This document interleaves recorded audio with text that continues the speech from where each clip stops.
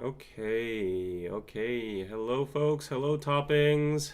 Welcome to another KPC Live. Usually with Anna, but today we have a special guest. Some of you OGs, toppings might know already.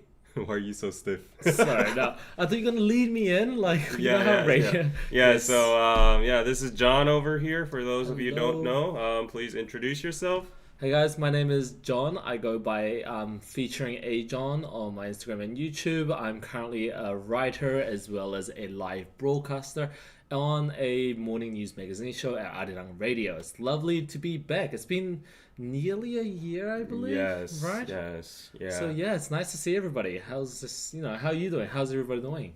Everybody, you seem so much like a radio Yeah, host. I'm so used to being radio. Of Yeah. like every second someone has to talk. Bro, you gotta know that this is like a live stream over here, so you don't have to be too MC. Yeah. Yeah. So chill, lay back a little bit. Our fam over here is called the Toppings, by the way. Toppings. Pizza Toppings. Oh, you get okay. it right? Or there's also an inside joke. They call themselves the Hoodie Gang. Hoodie which gang. Okay. You don't want to know the context about. If someone cares to tell him what the Hoodie Gang is, please put it in the chat. Okay. I'm hoping it's not the hoodie that I'm thinking, but What? No way you get it already. but There's no freaking way. I wonder. So last time I was here, or I remember I did a bunch of research, Yeah. and every time you got a tip, which I believe we just did as well, you used to do a kind of like a, what do you call it? Like a sign or thing, the pizza string thing. Yeah. Do you still do that? Yeah, pizza.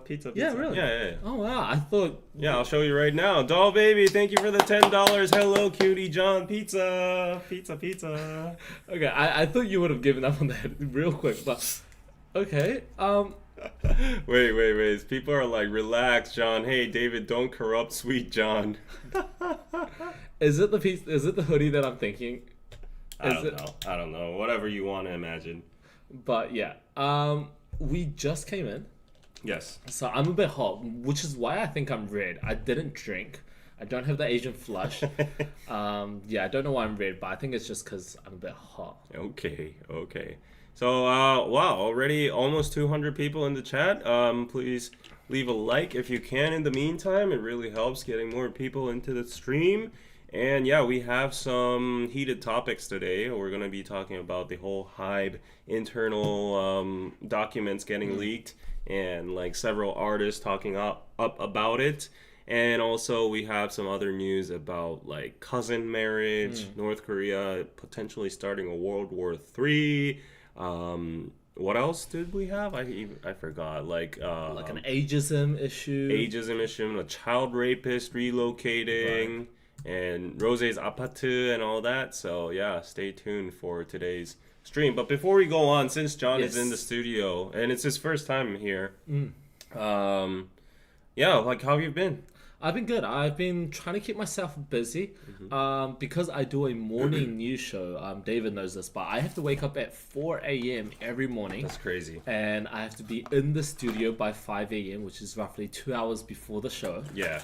And I've been doing it since the start of the year, and it's been fun. It's been interesting. It's something that I love to do, but physically, it's just something that not a lot of people can do, I think. I don't think I can do it. I could never. Yeah, Like I used to have a radio show at like 10 or 9, but I barely made it. I was almost so late, like you know how I'm so late, right? Usually, but because it's radio, you can't be late at all. So I barely cut the minimum, line, and it was hard. Oh, Johnny Somali is the most Ooh. heated topic. Okay, we'll get into that too. That is an interesting Yeah, let's get into that too. So, okay, adding that to the title right now. Thank you for that. That is a great topic. So we'll get into it a little bit later, but to give like a kind of like a pre-version of it, when Johnny Somali was in Japan, one of my old professors at Yonsei University, he reached out saying, "Oh, this guy is most likely gonna come to Korea," and like a week later, he did, and he started causing havoc. But why here. did he message him? What for? No. So the professor messaged me, Oh, sending messaged you. sending me an article of what who this guy is and what he's doing in Japan, and how basically he got deported from Japan. So I was like, no way he's gonna come here. Like Korean people are very can get very upset about a lot of topics, and which you know, as we see from the recent articles, Korean people are reacting to him quite viciously as well. As they should. Yeah. Pepero game? Oh, by the way, thank you, Steph. Pizza. Pepero game? You want to do a Pepero game with me? Depending on how many... Guys, if you want to see a Pepero game, you already know what to do. Yeah. PayPal.com, PayPal.me/Korean Pizza. I don't know. Because we're both very, very straight, so I don't know how much we need to receive. Hey, why do you assume I'm super straight? That is very true. I'm sorry for assuming your gender and so your offended. sexuality. I'm so offended. Wow. Where did you get that I'm super straight? But have you played Pepero game often? Yeah, for sure. Really? Mm-hmm. I don't think I've played it once in my life. Pro tip, if you ever go to hunting pocha, always prepare a pepero. Pepero? Yeah. Nice. You heard it here first. Bro, how old are you again? I am 25. You have so much to learn from me, bro. First of all, okay, have you been to a hunting pocha? I don't know. Hey, I'm a good Christian boy, so yeah. I'm just gonna no comment on that. I used to love it because one of my close friends used to be a manager at a hunting pocha, and if you make like an account, you like go 10 times, you become a VIP. Yeah. But like I barely went, but he gave me like 999 like times that I went, and he gave me a VIP, and like the thing is, a lot of the places that you go, they play games, and oh thank you, and the thing is, half the games people don't know, but they're kind of rigged. Like, you know those games that you like... the electronic ones. Yeah. That's beyond my era. Like, we didn't have that shit. Oh, right. Yeah, that's... Did you have the sit around tamotori kind of vibes? No, we just do it all manually. Like, these days, the the Gen Z folks out there in the hunting pochas, like, relying on technology to, like, bridge, that's lame shit. Yeah, every table has a monitor. Where are all the where's all the bravado? Like, the fun of hunting pochas, the whole point of it is, like, you manning up, going to that table, doing some tricks, showing, like, doggy tricks, and then... With Pepero, obviously. Yeah, whatever. Like, would you want me to give me a drink or whatever, like, putting your best pickup lines and then them rejecting you and then coming back and your friends laughing the hell out of you. That's the fun of hunting pocha, but... These soft Gen Z folks out there, clicking those, like, tablets, and they're rigged, and... Different generation. Different generation, definitely. But, yeah, no, hunting pochas these days are, like, different. Like, they are separate rooms, like they do with Daita. But they're ones where, like, you call a different room, and you can only call for 5 minutes. And if you like them, then you can ask them to come to your room and stuff. And there's just a lot of different varieties now. But yeah, now that I'm single, I can kind of... I don't go to it because I feel like we're too old for it as well. Hunting pocha. 25? Yeah, 25? Are you kidding me? That's your freaking prime. Most of the places there, like, when just I was 20. Okay. By the way, I don't think you can get into any of the hunting pochas now. From what I know, You're 25? I'm 25. I don't think you can. I can't. Yeah, I can't. There's an age limit. If you're in your 30s, you can't go. So a lot of the hunting places now, it's like 20 to 29, like Korean age. So yeah, if you're in your 30s... I mean, if you buy a table, you might be able to. Maybe some places. But if you go to the popular places in Hongdae, Itaewon, and Gangnam, you're definitely not getting it. But, like... As much as I might seem salty, just to set it clear, like, people over their 30s, if they still want to go to hunting pochas, it's their fault, honestly. Right. It's like, grow up, bro. Like, you know. Right. But the thing is, it goes vice versa, because even though, and we are going to get into it a little bit later when we talk about the ageism situation. Oh, yeah. But the thing is, in Korea... one of my friends actually invited Hyungdae. They invited me to go to a daite, which is like that's for like 40s, I know. Yes, it's for a lot older. But one of the popular daite that's in Kuro Digital-lanji, there's like a very famous one. I'm sure you know. It's like one of the most famous one in Seoul. What is it? Arabia Gungjeon? No, it's Pyeolbam. Pyeolbam is not a night. Well, it's like in the middle. Yeah, it's in the middle. Yeah. But even Pyeolbam, the thing is, they have a limit where if you're in your 20s, you can't get in. Yeah, over 30s. Yeah, only over 30s. So like, so if you're like my age, you're there, and then all the unnies and the nunas are gonna be like, oh, cutie boy. Yeah. And then Yeah. The idea is because if you're young, the older women tend to be attracted to younger guys. Yes. But the thing is, if you're a younger guy, you get a lot of attention. But at the Right. same time, you're the most likely ones that are not spending as much money compared to the older people who are buying tables, who are tipping like the waitress and like the workers and stuff. Yeah. And they're the ones spending money, but they're not getting attention, which is why they have a set. They have a set line like that you have to be in your 30s. But the thing is, even there, we're gonna get into it a little bit later. But even there is technically illegal. So yeah, that's Of course. some interesting it's laws. illegal, but yeah, that's Korea for you. Anyways, before we go on, like actually, we were at the CU, the convenience store before, because I was kind of hungry. John already had his lunch, and I was kind of like working overtime today. But surprisingly, this is actually supposed to be very hard to get nowadays. It's the chestnut tiramisu, Marin and tiramisu from the Napoli Mafia from Culinary Class Wars on Netflix.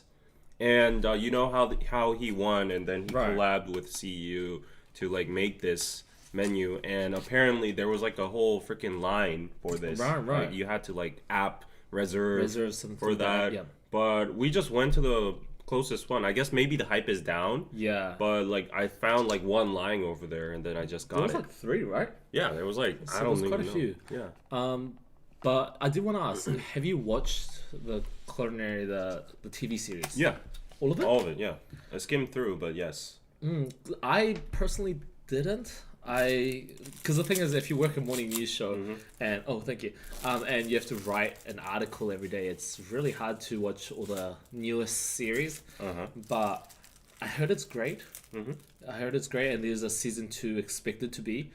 But what do you think about this? The fact that there's a top tier chef Yeah. selling products in convenience stores now,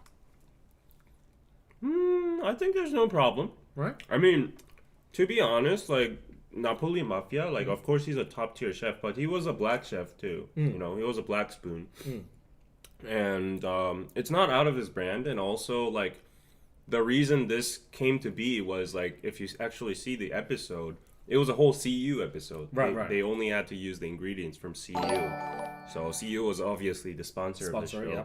So I think it made sense. Yeah. I think it's. To be honest, it's really good. It's actually pretty good. It's pretty good. It's pretty good. But I always thought it was interesting how technically, like Michelin star, these luxury restaurants, there's a huge line. You have to reserve it in advance, and there oftentimes it comes with the experience, the atmosphere, and you're paying for that, right? Like a dish itself, if you think about the raw ingredients, it might not be that much. Yeah. But for them to bring it into a convenience store where it's very open to the public, it's very accessible. I thought it was interesting because it could technically deter, or it could make his brand image look a little bit cheaper, right? Because you're going into somewhere that's a lot more affordable. But in a sense, because there's so much hype and branding around it, this could also widen his brand image to people who didn't watch Are you this. talking about Napoli Mafia? Yeah. He's not a Michelin star though. Oh yeah, but he is a top, chef in one of the top chefs in I Korea. guess. He's a popular chef. Yeah. But he doesn't have a Michelin, so I don't see what's wrong. But if it was like An Sung-jae, Right. the judge that was making like a I don't know, 편의점 thing, it would be off brand. Exactly. He's a 3-star, so that would be off brand. But Baek Jong-won, on the other hand, the other guy, he's like an F&B kind of guy. He's a businessman, so he has like his face plastered on all the convenience store ones. And he has a lot of affordable options for restaurants. Right. And they're known to be like very tasty for its price. And I think that's the key word, that's tasty for its price. Some have criticized that it's not the best.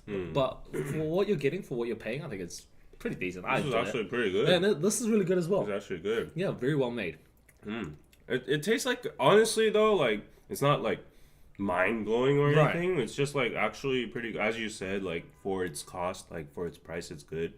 But it tastes like a Starbucks cake, honestly. Yeah, but it is interesting how quickly, if this is the only convenience store where we were able to find it, that would be interesting. But if this is the same in a lot of convenience around Korea, it's kind of surprising to see that like how quickly the hype died down, maybe. Mm. Right? Maybe you won't find it in the big convenience stores near like Gangnam and stuff, but if it is in a lot of the convenience stores, Yeah. that shows how quickly hypes change in Korea. Mm-hmm. So yeah.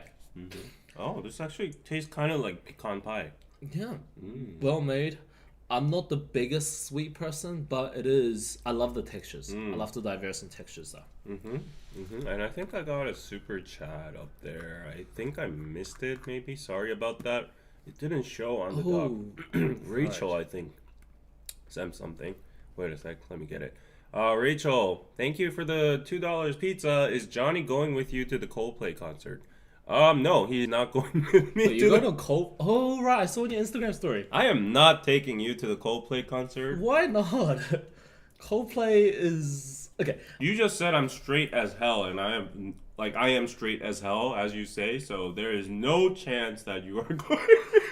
Okay. We are talking about Coldplay. Try your best. But I want to give a talk. I want to give a question. This is a question that I love giving to people. Okay. And when I was in the past using dating apps, this was one of the things that was in my bio. Yeah. But I want to ask you guys, and our listeners can chime in as well. I'll add Coldplay to the list, but if you had to put these in order: Coldplay, Fall Out Boys, Imagine Dragon, Green Day, and One Republic. These 5 in order, best to worst. I'll repeat it. Music quality wise, or like In general. In general. Like your favorite, maybe you just growing up with it. I'll repeat it. Coldplay, Fall Out Boys, Imagine Dragons, Green Day, and One Republic. Those 5. Coldplay, Imagine Dragons. Fall Out Boys. No, that's my order. Coldplay, Imagine Dragons. Okay. One Republic, Green Day. Maybe Green Day. Green Day first, One Republic, and I don't know the Fall Out Boys. You don't know Fall Out Boys? No. At all? No. Wow. Fall Out Boys was okay. We have MC saying Fall Out Boys first. Okay, but I love Coldplay. I think Coldplay is a great one, but I think One Republic comes first for me. Yeah, a lot of great songs by One Republic, Counting Stars and stuff. Green Day was a very good growing up, I think. Yeah, definitely. Right. Nostalgic. Nostalgic, like very much when I was Even in my their teens. music sounds nostalgic. Have you listened to their songs like recently? It's surprisingly, not surprisingly, but if you haven't listened to it in a long time, it's so good. So good. But yeah, Coldplay, the fact that they're coming, I heard the ticket was impossible to get. Yeah. So Yeah, it's okay. Like after they added two more sessions or Right. something, I got the extra tickets, and it was pretty okay. Yeah, I heard a lot of people had to buy the resale tickets, which is not advised because a lot of the people do use bots to resell it. But I heard a lot of people within our industry as well. They're just kind of asking if they know somebody that can give them like a free ticket inside, because a lot of the producers and influencers, they kind of like they often leave a bit of tickets on the side for like marketing and advertising purposes. That's true. So yeah, interesting though. If anything goes wrong and then I don't have anybody to go at the end, You still won't ask me. no, I'm not gonna ask you. I'm gonna resell. To triple the price, get it out there. Yeah, I'm gonna resell. Make for the sure. money. But so you bought 2 tickets. Yes. And do you think you'd rather go alone or With you than no, you. no, that's not the question. No, would you rather go alone or would you rather just sell the tickets? I would sell the tickets. Right, rather than going alone. Uh Because the thing is, actually, for Coldplay, I would actually like to go. Yeah. Yeah. Because I feel like Coldplay is one of those artists where we know most of the songs. So even if you went alone, I feel like you could really vibe really well. Yeah. But if it was some other idol group where you know like few of their songs, I think it would be kind of it's like at that point I would rather just sell it or give it to somebody rather than going alone. Yeah. Makes sense. Yeah. So I'll go by myself and sell the ticket for 200% the price. Probably Jin's gonna be there too, so BTS Army might be interested as well. Right. Probably. So, a lot of celebrities are probably going to go. I know a lot of people within the media who are like relatively oh no, I was famous. talking about Jin actually being on stage. Oh, right. He's definitely going to be on stage. Yeah. Yeah, I wonder which other celebrities, because you have to be like top notch to be on it. Last time Bruno Mars was in town, Right. like GD from everybody else like was there. Yeah, it was a whole celebrity like gala show or something. But yeah, exciting events. I feel like a lot of Western celebrities are now coming to Korea, so yeah, hopefully it'll be nice. Yeah. Because I'm still confused. Guys over there can't go to concerts together. No, they can go together, but I am not willing to go with a guy together. I bought this ticket and I want to leverage it to get myself a girlfriend. Right. I support it. I support it, dude. Honestly, the hustle makes sense. Honestly, I support the hustle. Yeah, it's an expensive, hard to get ticket. I want to get the most out of it. I'm gonna be waving my ticket, my golden ticket, every single time I go on a Sogeting or wherever. Hey, you know Coldplay? I got 2 tickets. Yeah, you gotta wave that thing like how Americans wave their visa, right? It's like, it's something that people are gonna love, but honestly, Coldplay, it's when else are they gonna come back to Korea, right? I think this is almost gonna be their last because they said they will stop making music from here on. Yeah, so when is the concert? It's in April. It's quite a while away, yes. Yeah. How about the tall model girl from the party last week, David? Which one? Oh, on his Instagram story? Oh, that one. Hey, it's rude to talk about like other people on stream, so she might be watching too. So I'll just save my words. But she's okay. She's okay. I like model people. Like I've dated some models before. They're nice. I like tall people. Oh, really? Yeah. I don't. I don't mind. Height is not the most important thing, but I prefer short girls because I'm short. also, if they're tall, I feel... Bro, like, you don't have to be insecure. Like, I dated someone who was 183. Wow, that's She really was way taller than me. Like, 3 centimeters taller than me. But you know how girls have, like, better body portion? Right. So, like, her standing next to me, she looked like a, giant. And I looked like a, I don't know, Asian man.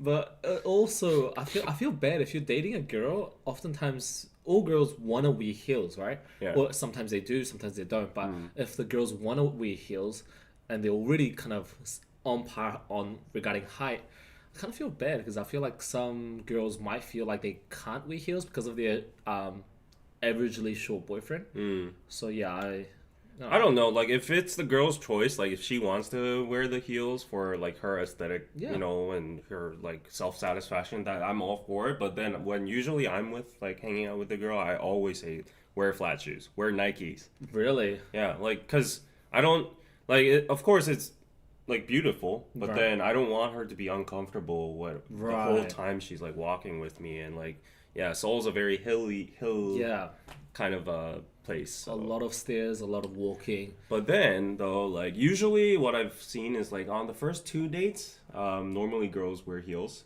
Right. To impress, maybe, or to look the best. But I actually had a really nice case. Like, like, my ex-girlfriend, our second date, we went to see, like, a comedy show. And then she was wearing, like, heels. And she got so tired at the end. She was like barely walking. Did you swap shoes? No. I said, opule? Oh, wow. And then she was like, what? And I was like, opule? And she was like, gonna go on my back, yeah? Yeah, are you kidding me? Like, it's our second date. I'm like, well, your feet are hurting, so like I can't like hold you or anything. So like, you want to do K-drama style? And she was like, okay. And then that actually linked us, closer, and then like we eventually started dating. But so heels do have its merits sometimes. Yeah, I guess so. Yeah, it's really nice. I would have just given her my shoes and I would just walk around bare feet. It's like, or like, there's convenience stores everywhere. You run, you can always buy slippers. Yeah. But I don't know, if they want to wear heels, great. I'll wear heels with you. I'll wear like insoles. Well, I'll just wear high heels as well. Okay. Wear your Nike Air Maxes with like garchangs and exactly. All that. Yeah. And it's quite common for Korean people to wear garchang or anywhere around the world, but it's very, very common, I would say, to see people wear garchang as well. Yeah. Insoles. Right. A lot of guys wear garchangs, like the pads. Exactly. Yeah. Priscilla, thank you for the 2 SGD pizza. The girl might go to the concert and ghost you. Yeah, they're sitting right next to you and they don't look at you or talk to you. I'll make sure that does not happen. I will make sure that does not happen. But I will at least, close the deal, like get into a relationship first and then go. Cuz like last time too, like I had like a ticket to the Itaewon Mondrian Hotel. right. And that's like a bougie place, and I got it from an event, and I was like, how do I use this? And then I was like waving it. Just leveraging your influence. Bro, it's marketing. You gotta market yourself. It's like the age of self PR. So, But it is use all your assets. But that means you have 5 months to find someone. That's not too long, but it's decent amount of time. But it's not too long to find somebody. Well, the recent amount of parties I've been going to, and I know you've been kind of exhausted because you're an introvert. You say yourself. Yeah. But inevitably, I got to meet a lot of people. That's good. And I think I have a lot of options. Oh. Just kidding. Just kidding. Anyways, we've been doing a lot of pre-talk here. Like, yes. At one point, there were more than 400 people, but I guess these people are probably those people that are only interested in Hybe issues again. You'll notice that. Like, once we're done with the Hybe stuff, they just all go. They're just here for the Hybe thing. Okay. Yeah, so... then why don't we put that at the end? Exactly. Exactly. So, yeah.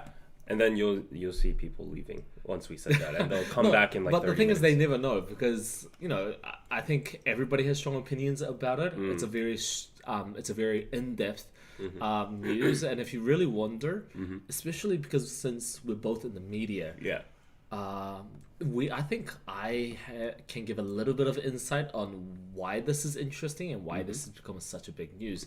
And for example, how other industries such as we're going to be talking about SNL as well. Yeah. Why them kind of stepping onto this topic as well has made this issue much worse than it is. Yes. Yeah. So let's talk about all of that. But anyways, before we go on to the news, I have to do what I have to do. So first of all, today we have a big update on Biroso, my online store where we sell authentic Korean products. So, oopsie, I have to show you the screen, so wait a bit. Oopsie, that is not the screen. I don't know what's happening. There we go. So yeah, this is Biroso, my online store. You already know we have a lot of Korean products on it, so go check it out. But today, we need to recognize Jin's hard work. So Jin is the co-founder of Biroso, and he added this new page to Biroso. So we have a new brand on the store called what was the brand's name? Where is it? I suddenly Aileen. Yeah, the brand's name is Aileen, and they sell Korean piña. So can you explain what a piña is? No.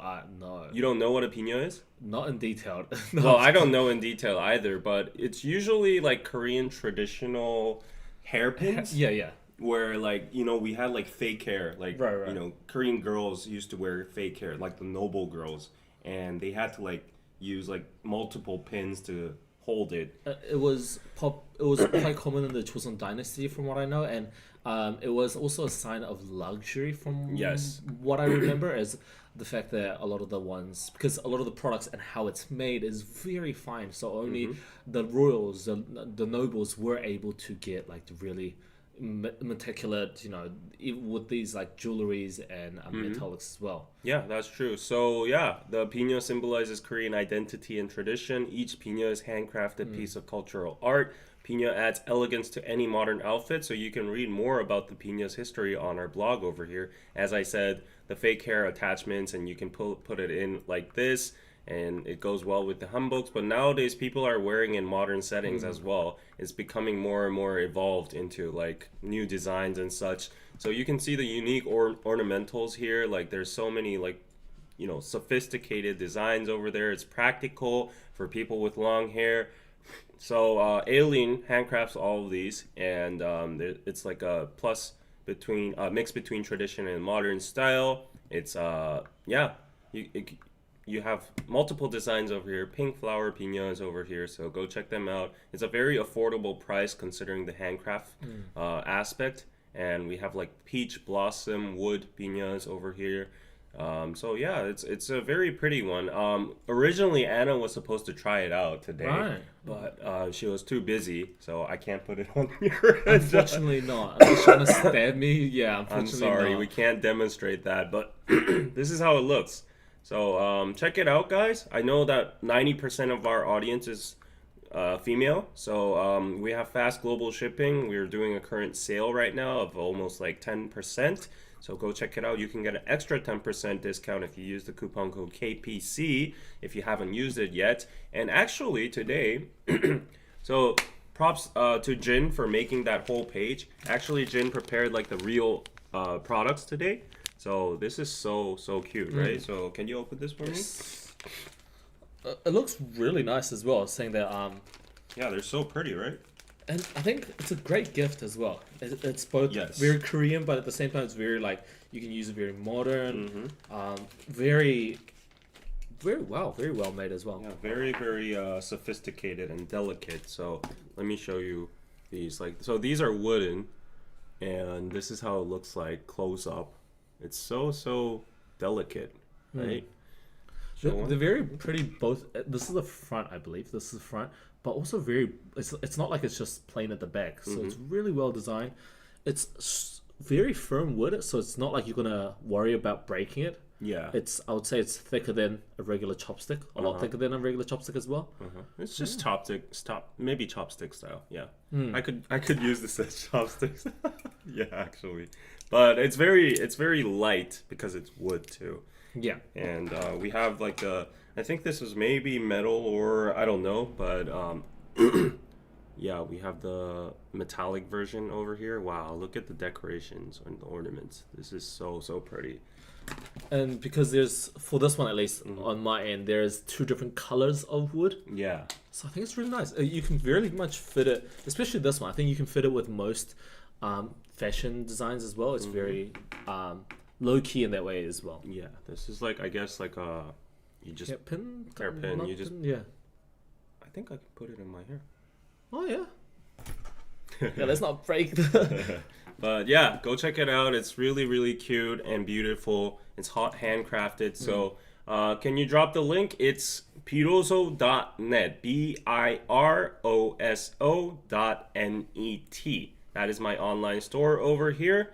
Go check it out, and you will find it on the main page over here. But not only that, we have a lot of traditional products. So if you're interested in Korea, Black Friday is up, right? Or has it passed? It has not passed. I believe it's in November. It's in November. Like Halloween is coming, Thanksgiving is coming. Halloween is today. Oh, is it? It's today. Oh, it's today. Yeah. Anyways, Christmas is coming, so we have like very fast global shipping. As you can see, it's on sale right now. So please go check it out. It's all on our store. And we have modern products as well. The MBTI t-shirt, the Army t-shirt. I don't know why, but this sells so well. Yeah, I think it sells so well. It does. It's interesting because as someone who's been to the army as well, it's something that we get for like it's something that you have to, even the soldiers have to actually buy it. Yeah. So, but at the same time, it's cute when a girl wears it, but it's not really the coolest thing if a guy wears it outside the army. And at the same time, I don't know. I went to the Air Force as an MP, as a military police officer. Yeah. So our one actually says ROKF. ROKAF. Okay. So Republic Air of Force. Korea Air Force. So people, I sometimes wear it like at home or something, and then my friends are like, "Oh, is that a ripoff? Why does it have an F, not an A?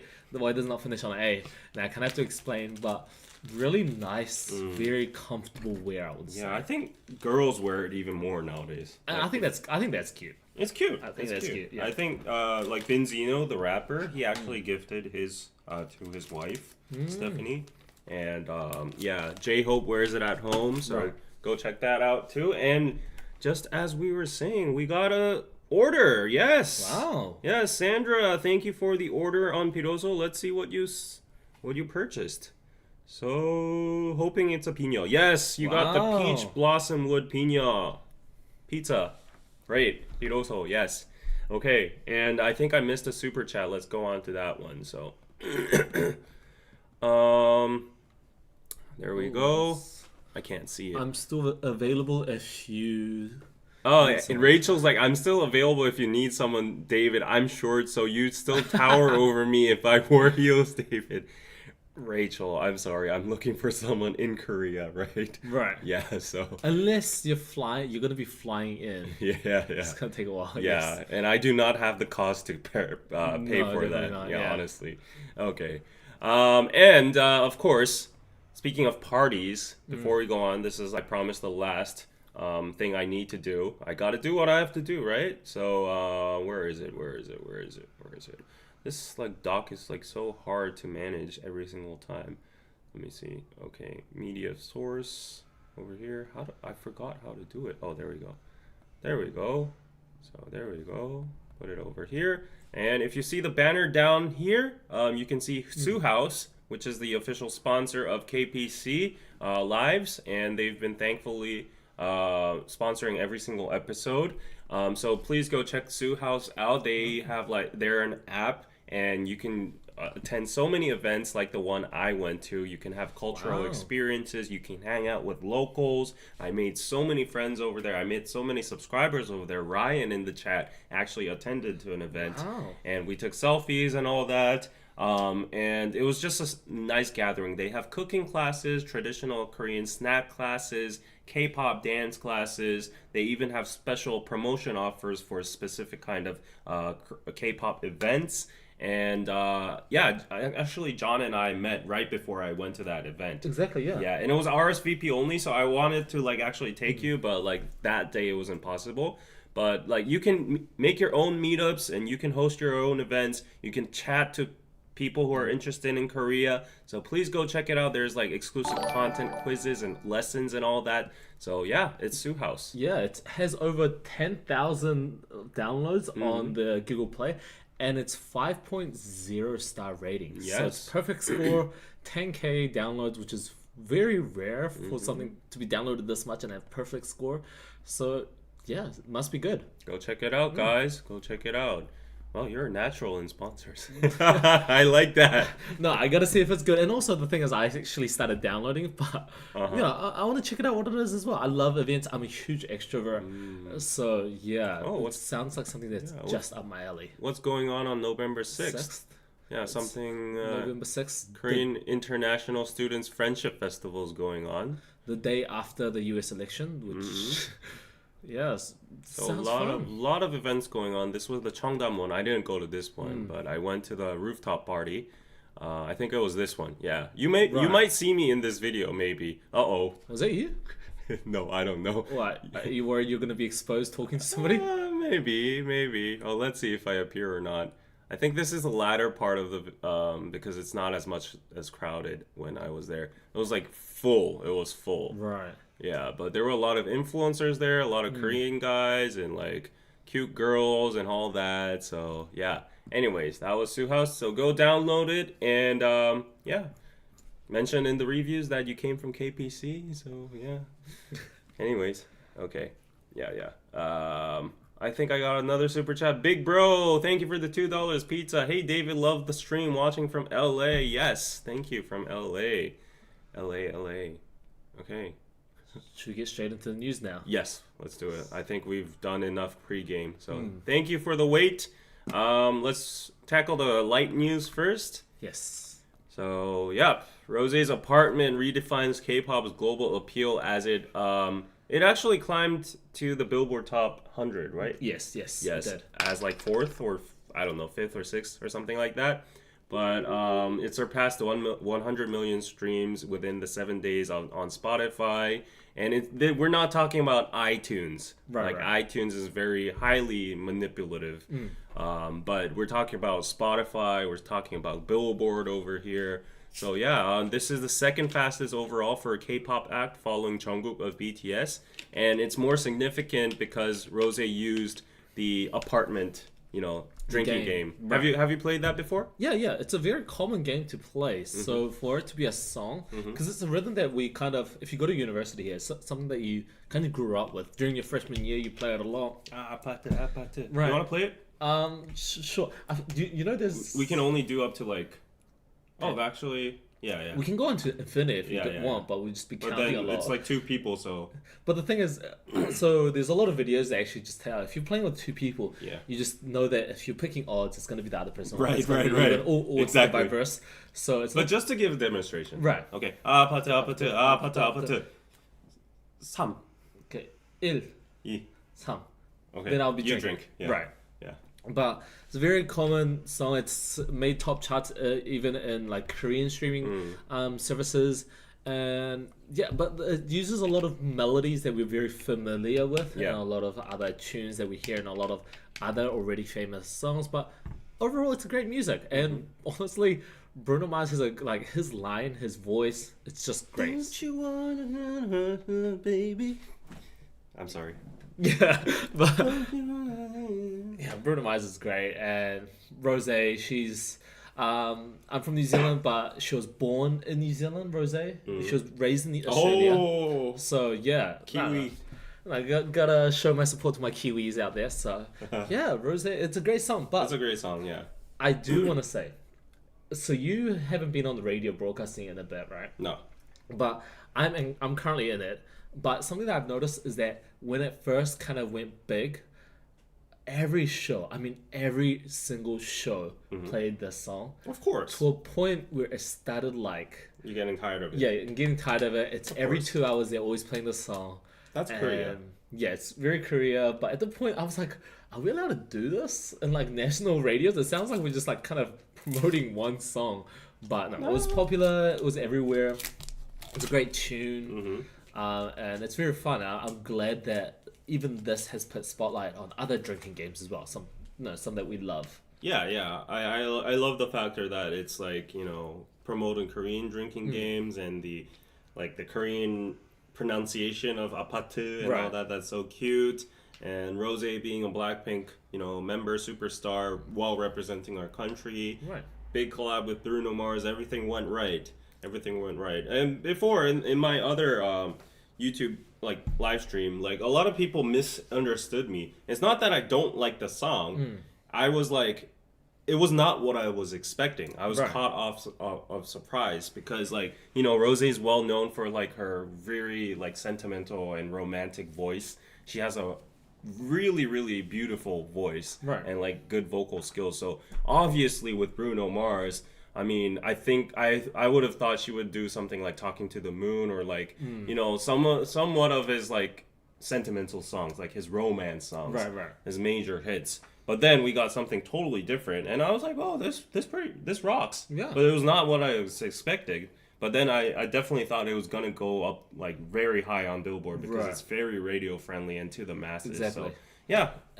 And I think it plays the music video itself, and if you check their social media, it looks like they're actually friends. It looks like they actually got close, which is very rare to see in collaboration video, within the music industry. How yes, even though artists they collab, sometimes they don't seem friendly. They seem like it's purely work. Well, they went to some of the sporting events together. You see this music video, and I believe that people can correct me, but they only wear this one outfit. Yeah. So there's it seems like it's very just fun, light. And it just seems like it's very pure in the sense that it's they just seem like they're having fun, and it's great music, great vibes. So yeah, not surprised it did really well. Yeah, everything about it is right now perfect, and I hope it climbs up to #1 soon.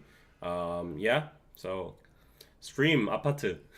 Yeah, I remember when this song first kind of got big, a lot of people on radio said, oh, this is Apartment, the song Rosé by Apartment by Rosé.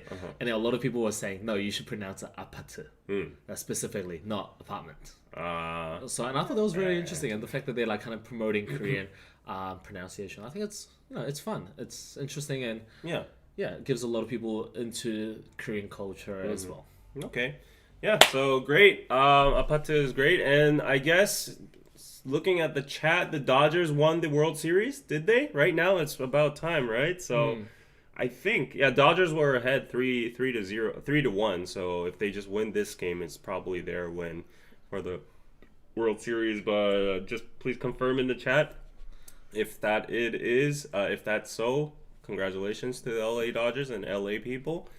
There are some controversies that from what I know, it's Dodgers versus Yankees, right? Yeah. From what I know, there's like clips of it going around the game, and it is finished from what I know. But there was a interaction where a Yankees, I guess, a person, like he hit the ball, and the Dodgers player on the field grabbed it. Oh, right. A Yankees fan like peered open his hand. It was Betts. Mookie Betts caught it, and then the fan was like opened his hand. Yeah. And and that didn't count, and it just counted as a fan interruption. Yeah. So he's gonna be banned for life for that. Yeah, or something. Yeah, that's very bad. It's one thing to interfere because like you think the ball's gonna come as a home run and then you just catch it. Yeah. But then then it becomes like counted as like a two plate run. Right. But in this case, he was like literally forcing it out of the glove. So that is not it. Yeah, but a lot of nice, interesting clips coming out. Congrats to the Dodgers. Yes, Dodgers are the champs. Yay. Way to go, big bro. Thank you. Pizza. Yes. I was actually rooting for the Dodgers, as I said before. Yeah, because I mean, LA hits a little bit closer to Korea. Right. Also, Ryu Hyunjin was there before. Right. Otani is like a representation of all of Asia. Right. And I just like the Dodgers uniform better. Yankees look a little bit cold. A lot of people are criticizing, and Yankees, I feel like they have like a stereotype of what their fans are like, what their culture kind of seems. I'm not a huge baseball person, but it is interesting to see like even the mainstream media, a lot of this is getting a lot of spotlight. So right. Yeah, but good job, congrats, I guess. Congrats to the Dodgers, and I'm happy for Otani because after like so many years in the Angels with his talent not winning a single cup. Right after he changes transfers, he gets the World Series. Yeah. That's crazy. Is he one of the most famous Japanese personnel right now? Most famous, yeah. Yeah, doing great job. Otani is like GOAT. Yeah, I wonder like what his training would have been like, right? It's impressive to see, and I'm glad he's now getting the spotlight that he deserves. Neighborhood going wild. Okay. Congrats for you guys. Jazzy Zay, thank you for the $3 pizza. Yes, I feel like I'm getting more super chats today. Maybe thanks to your presence, but not many PayPals. PayPals are better. No cut from YouTube. So paypal.me/KoreanPizzaclub. But yeah, I'm excited. The thing is, you sent me the news that we're gonna get into a little bit later as well. Yeah. You sent it a bit later than I expected, and I wanted to do a lot of research because last time I was here as well, I did a lot of research. You know what? I intentionally sent it to you late because you would do so much research, and I know your schedule, and I was like, you don't need to do that. I don't want to put a burden on you. I want to make sure that I provide some like informative stuff, and I have. In the 5-10 minutes while I was coming here, I did prepare a little bit more, but hopefully. While I really appreciate that, like last time you said you watched every single one of my podcasts. Yeah. I was like, 너무 부담스러워. Like that's overwhelming, bro. It was like 1.5 speed, and I was playing like other video games while I was watching it. But if you're listening to it, there are some things that just kind of stands out, and it wasn't the worst thing. It was interesting. But thank you. Yeah. The John effect. Yes, thank you. I did post it on my social media as well, so hopefully some of my listeners, which I'm very tiny, but hopefully some of my friends are also on here as well. Appreciate that. Chandler's like happy they won because in NYC, so they can't truly celebrate. Yeah. Okay, PayPal leaks information. What? If that's so, there's another option. You can buy me a coffee at Buy Me a Coffee down in the link below. It's a third-party app, I think. And, that's good. Okay, and thank you for the racist comment. Yumi no, yes, putting you up there on plastering you. Pakje! Congratulations for the racist comment to your own kind. Bro, left chiga. What? Who's left? Am I left or you are one left? Okay. Anyways, yeah. Is it It is a slur, right? Of course it is. It's a slur, right? Of course it is. Because like Rich Brian, hip hop artist. Right. His artist name was Rich Chiga before. Oh. But then I think it was the backlash that made him change to Rich Brian. Right. Yeah. So. Because I'm not the most kind of on social media, but I thought some people used it as like a friendly term.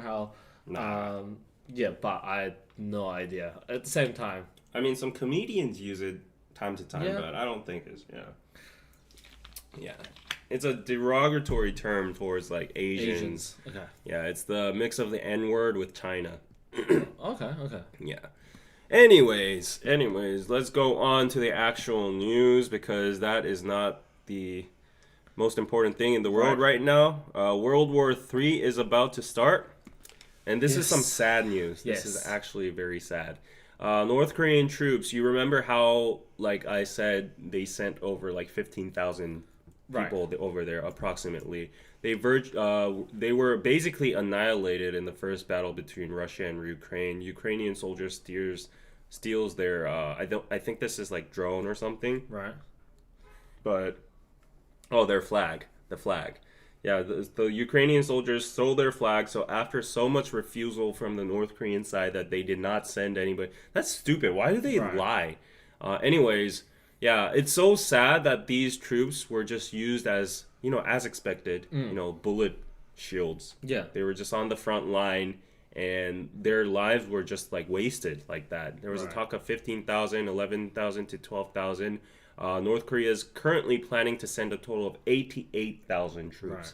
That is freaking crazy. It is super unfortunate to see, especially if you see a lot of the soldiers, a lot of them are super young as well. Yeah. And the fact that they are young, at the same time, because they're very malnourished, they're very short in height, they're very skinny, which is why in the past as well, like there was talks about if Ukraine or like other countries should like say that, okay, if we'll give you money or like we'll give you protection if a North Korean soldier should come to like Ukraine for safety reasons, like if you basically run away from North Korea's, but it is very unfortunate to see the situation going on. It's causing a lot of trouble between South as well.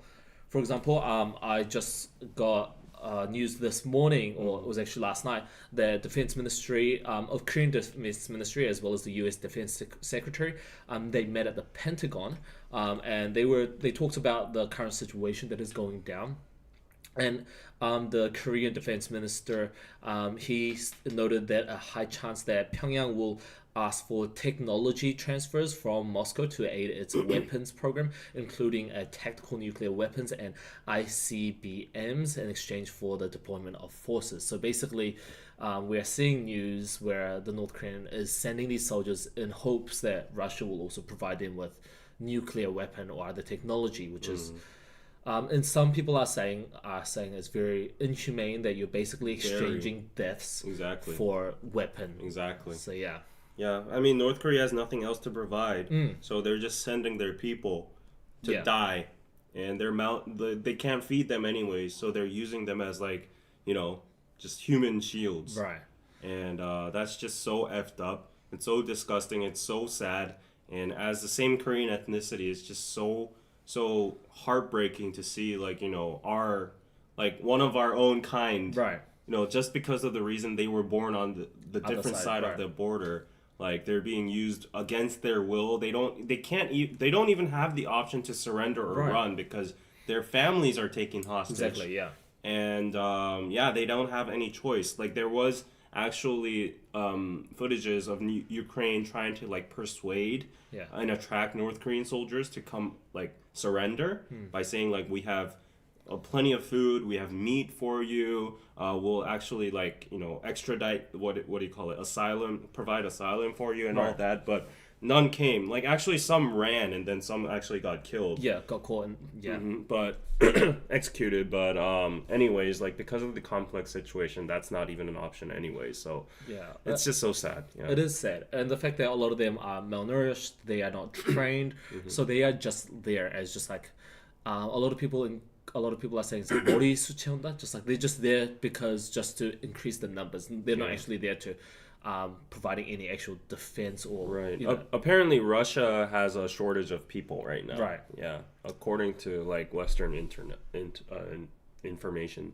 Right. But this is obviously causing a lot of issues because of the fact that a lot of experts within the Ukraine side, as well as there was like I don't know who was specifically. I didn't have that time to search it up, but an expert said in Ukraine that if the South currently wants to invade North Korea, it was an exaggerated statement. I do want to clarify that if they want to invade North Korea in the future, this would be the perfect time. Yeah. But it is a very dangerous statement, I would say, and at the same time, it seems like theoretically, I understand where they're coming from, but this has also gotten a lot of pushback because it's just not that simple. Because right now, war is never the best option. And at the same time, it's not like China's just going to sit there and watch situations break down as well.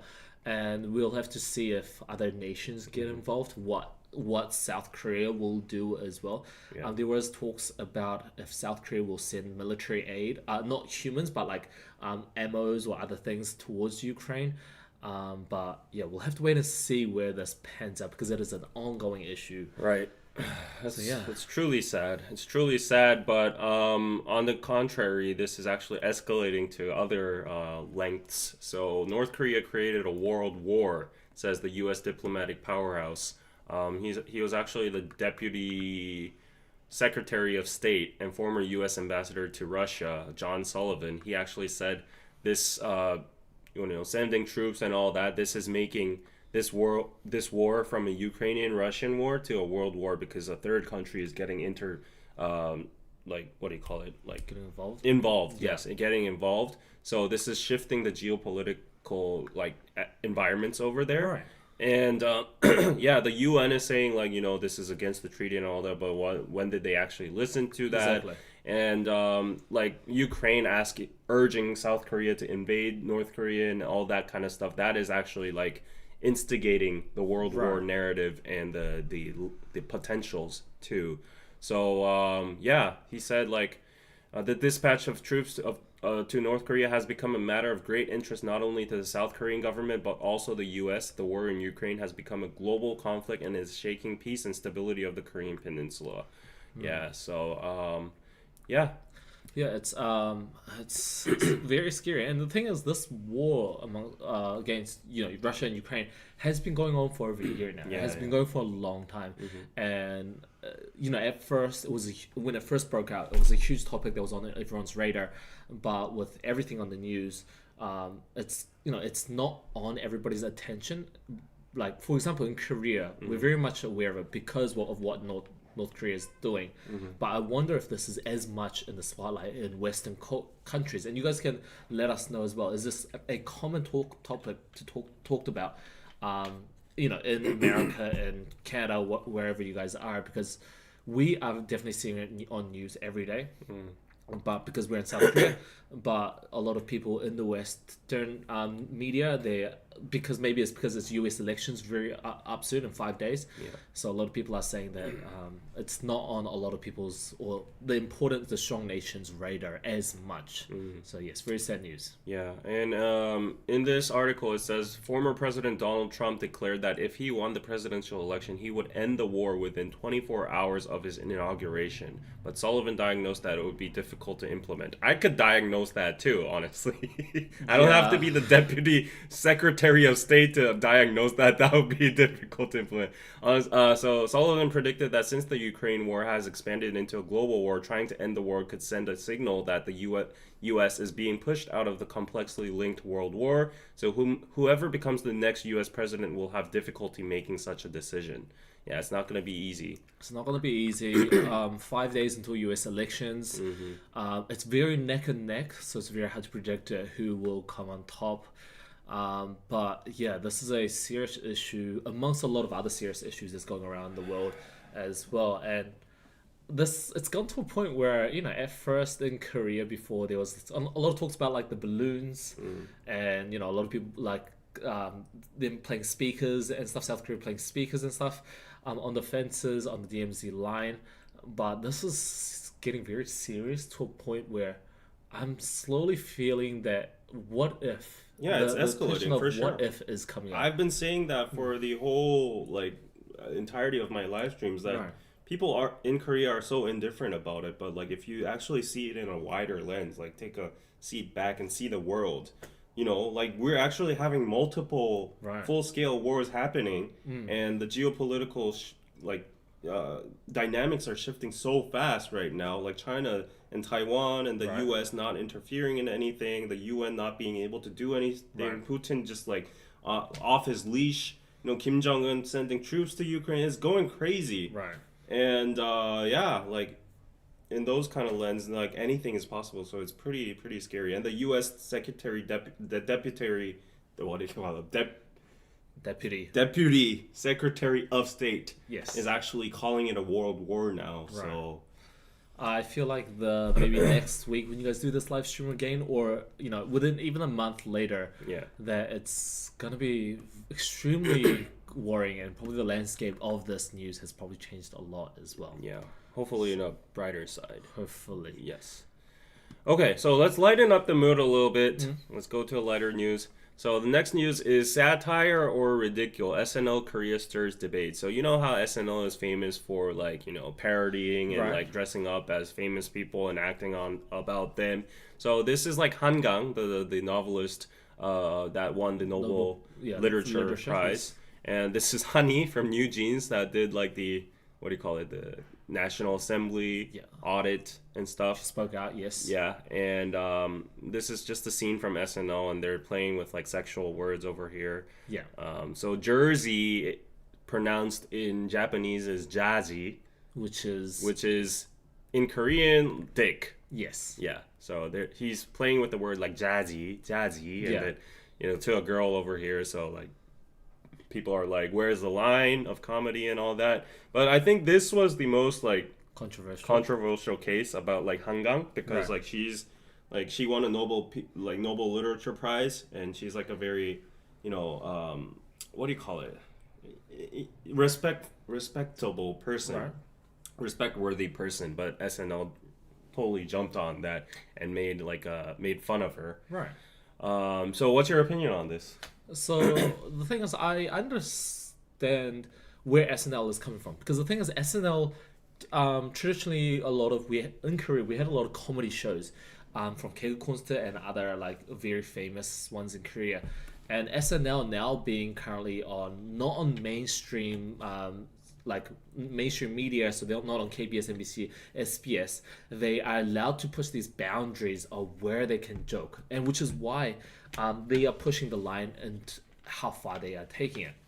And it is interesting to see, because at first when they were pushing the lines, it was interesting, it was funny, but the question is, okay, how far? Because now this is the point where people are saying, okay, that's kind of crossed the line, as because them breaking Hangang, who she's also expressed herself that she actually doesn't really want to be like in the spotlight when it comes to. She's not in the spotlight of the media. Exactly. She is a very famous literature. She doesn't want these like public media to kind of latch onto her, which is why for SNL to do this, I understand they're pushing the line, and that's what is getting a lot of attention. And I know comedy in Korea is not getting a lot of attention, which is why they're trying to push the line as they can to just spark these controversies. But for them to do this, my question is like, what is the line though? Right. Like, who sets the line? The line is different for everybody. Yeah. And I would say like SNL's line is like anybody. Nobody's safe Right. from the line, so they're not excluding anybody. So the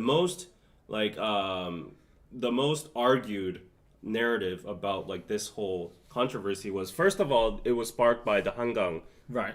imitation, Yes. and then the second spark was like Honey. Yes. It came from the New Jeans fans. Like they were saying it's a very serious council. Like she was talking about bullying and stuff, but like how dare you ridicule it and all that. You're making a joke out of the victim. Exactly. Of the situation. So those are the two triggers. Right. While I understand where they're coming from, the other people on the comments were arguing, well, SNL has made jokes of Minijin, like she was crying, like she was doing all like serious talk too. They've made fun of Bang Si-hyuk and like Kwajip Seon. Yeah. They've made fun of the president. They've made fun of so many numerous politicians and important people in the past. So why does Hangang and Honey have like a different line over there? Right. So where do you set the line? So that was the argument. But the interesting thing is, when SNL talked about Bang Si-hyuk as well, and like you said about other people, they've often actually come out with apologies, right? Oftentimes, a lot of the comedians or a representative will say if it goes past a certain point, they come out and say, "Oh, okay, we actually didn't mean it," and they kind of they try to explain their side by apologizing. And my question is, if you're gonna apologize every single time, if you're gonna come out and cross these lines, knowing that it's gonna spark controversy, and then come out with an apology and do this again and again, is that really an apology, right? Because I understand where they're like, what they're trying to do. They're trying to cause controversy so people look at these videos. Yeah. But yeah, I don't know. Just if you're apologizing every time, it just seems a bit fake after a while. And going after victims, Yeah. I think, or people who don't want to be on the spotlight and they've verbally expressed it, I think is a very, is a line that you should respect. Because we're going to get into a little bit later as well, but a lot of celebrities, because you're a public figure, people think that you can, they can say whatever they want to you. And even things about such as recently, stuff about deepfakes. Yeah. Deepfakes about even celebrities. A lot of people were saying, "Oh, that's okay because you're a celebrity and stuff." But even that is that there should be a line that is drawn. Yeah. Because these are also people as well, which is also a topic that we're going to get into a bit later. Right. So, yeah, there needs to be a line to be drawn, but that's very subjective. It's just very hard to actually determine. A lot of people in Hangang's case, they were pointing out that you're not making. This is not even people appreciate if the comedy is actually clever, right, or well thought or well planned. But the case with Hangang, the issue was that they were criticizing that you just made fun of her appearance, right, and her manners, her habits and stuff like that. She's kind of turtlenecked, and she's shrugged in, and her way of speaking, very introvert. So that's not even good comedy. It's right, cheap comedy, and you're just making fun of a person's appearance. So that was an issue, another issue people had. And it's just very hard for the script writers, I guess. But anyways, Trenami, our VIP, our GOAT, is in the chat. You remember Trenani, Uncle Dan? Yes, 400 plus 시청자s. Yes, we have a lot of topics today. So yeah, we have a lot of topics, and I do want to say I did see some of my regular viewers on the chat. So thank you guys for coming in. Honestly, I don't have a huge following, but for these one or two people to come in and say hi, I appreciate it, and I see you guys. Yeah. I just off topic, but I watched this crypto channel, and I love crypto, so I watched this crypto channel, and there's a huge YouTuber, but it's so funny because his opening meant is hello to all of my usual 10 subscribers that are watching this video, and he has 100k videos, but he's stuck with that for the entirety of his career, and everyone's you have more than 10. You gotta update your statement now, but yeah. Anyways, we'll start somewhere. Hi, Team KPC. Hey. We have a lot of news. John is smart, sexy. Yeah, people seem to be liking you a lot. I appreciate it because the thing is, I realize that at times I can't be as funny as I want to be. And in the media, they always say you got to be either funny, very expert in the field that you are, or to point you're a professor. You can give what you say holds weight to it, or you got to be informative in the sense that you gotta do a lot of research and be able to bring stuff to the table, even if it's not what I've said, but that other people have said. So hopefully I can do that.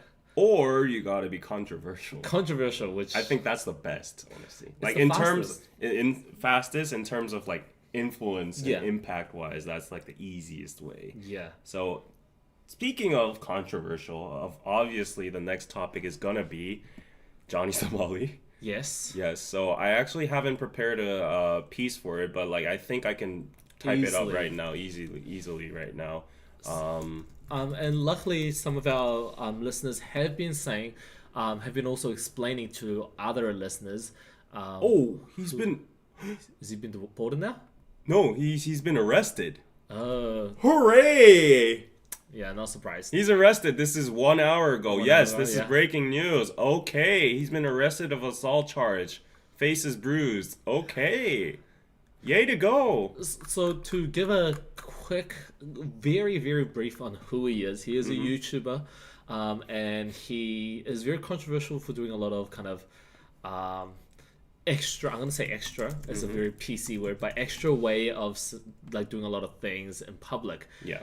He did a lot of it in other Asian countries, such as in Japan recently, and there was a lot of people saying that he's gonna come to Korea. Yeah. And he did. He came to Korea. There was clips of him, twerking. As you guys can see, pouring liquid on at a convenience store. Yeah, he's throwing noodles and like yelling to a Agism worker over there. And if you see that clip, he's actually not supposed to be drinking in the convenience store, which is one of the regulations that a lot of the convenience stores have. And they have actually told him to get out because of that, but he refused. Some people, citizens, some people, I don't know if I can say citizens, but some people that recognized him on the street decided to use physical violence against him, decided to hit him. Yeah, he got jumped on 2 times by Korean citizens, and people were actually triggered because people were trying to find him, and other YouTubers were trying to find him. So the biggest trigger point was that he ridiculed the 소녀상. The 소녀상 is how do you translate it into English? The slave. It's a statue of a woman. The comfort woman statue. If you don't know, I'm pretty sure all of you know, but some people might not know about it. So during the Japanese colonial rule, the Japanese tried to invade like China and all sorts of Asia, all parts of Asia, right?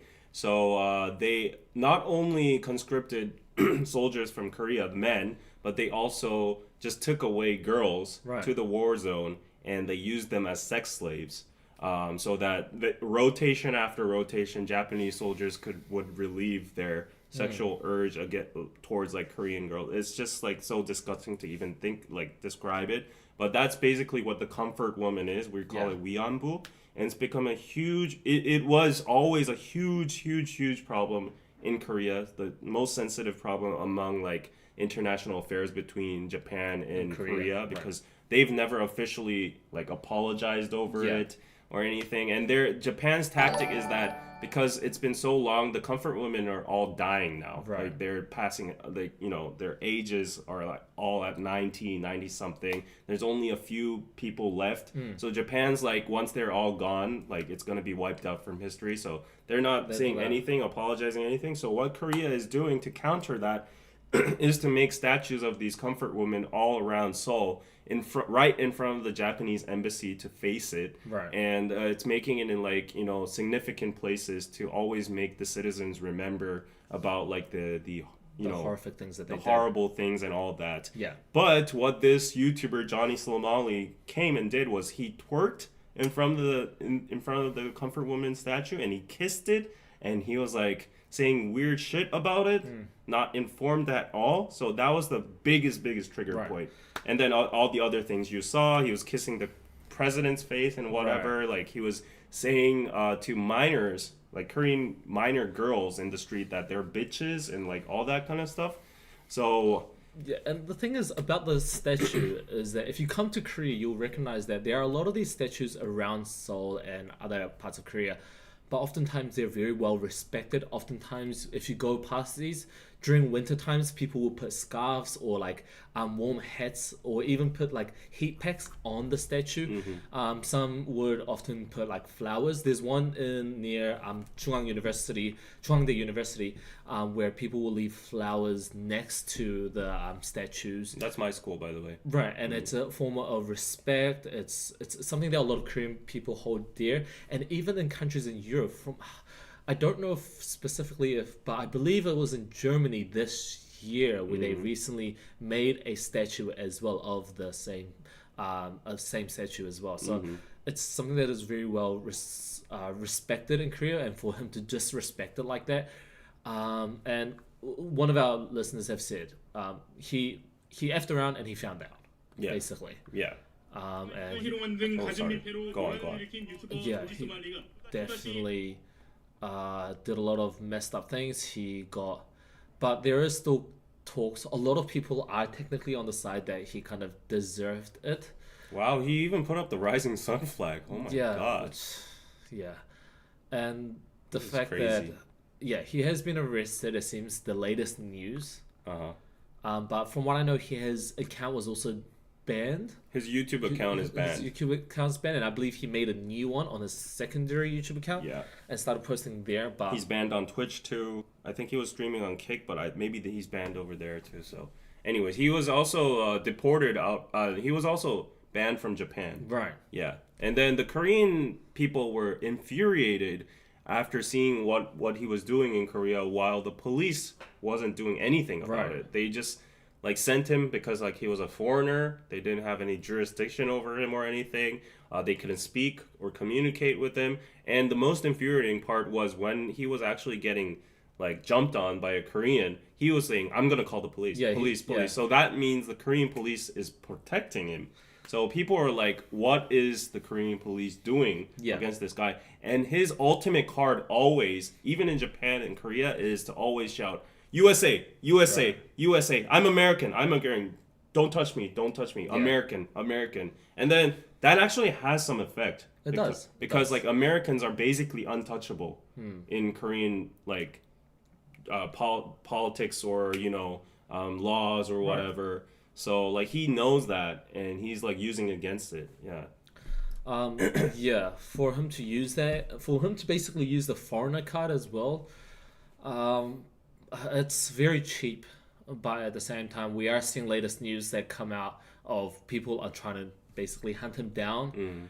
The fact that he's arrested, I guess, technically for at least a good thing is he is arrested. Yeah. Some would say at least it's good for him as well. At least he's safe now. Because if he's not, if he's just wandering around, honestly, who knows what, like, because the things that I don't care. Like, it was bound to happen. I saw so many people in the comments like, I dare you to come to Brazil. I dare you to come to Mexico. I dare you to come to like my country. And because Korea doesn't have assault weapons or guns, that's the only reason you are alive right now. Yeah, but there was also a lot of in Korean like media and stuff, there was a lot of talks about this saying, are foreigners still looking down on Asians because of this? The fact that he'll come to a Asian country and some would argue that they've seen a lot of people from Western countries come in and think that they are above Asians or above Koreans. So this has been an ongoing conversation, which obviously not everybody's like this. There's more greater people who don't see it this way. But there are, just because everybody is so heated on like at the moment about the controversy that he's making, there's a lot of conversations going around to like how far can we punish him to? Because we obviously, there's talks about, can we put him in Korean prison technically?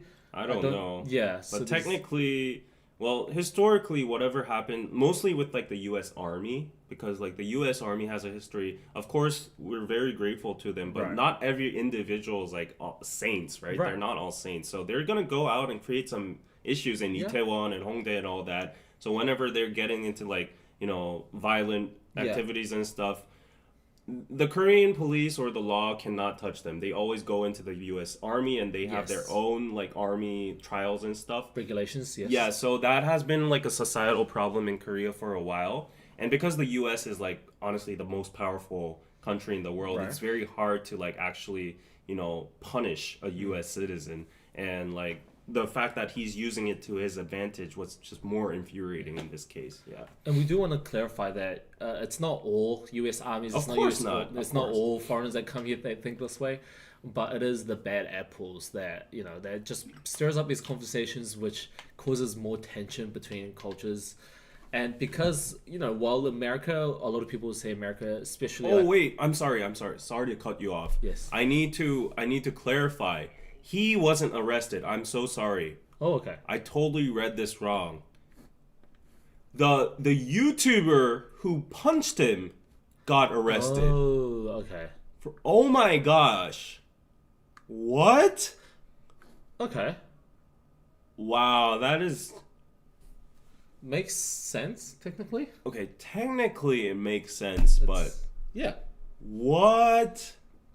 Okay. Sorry for the confusion. Before. I just obviously thought it was him that got arrested, but reading the title again, it was the YouTuber who punched him that got... Wow.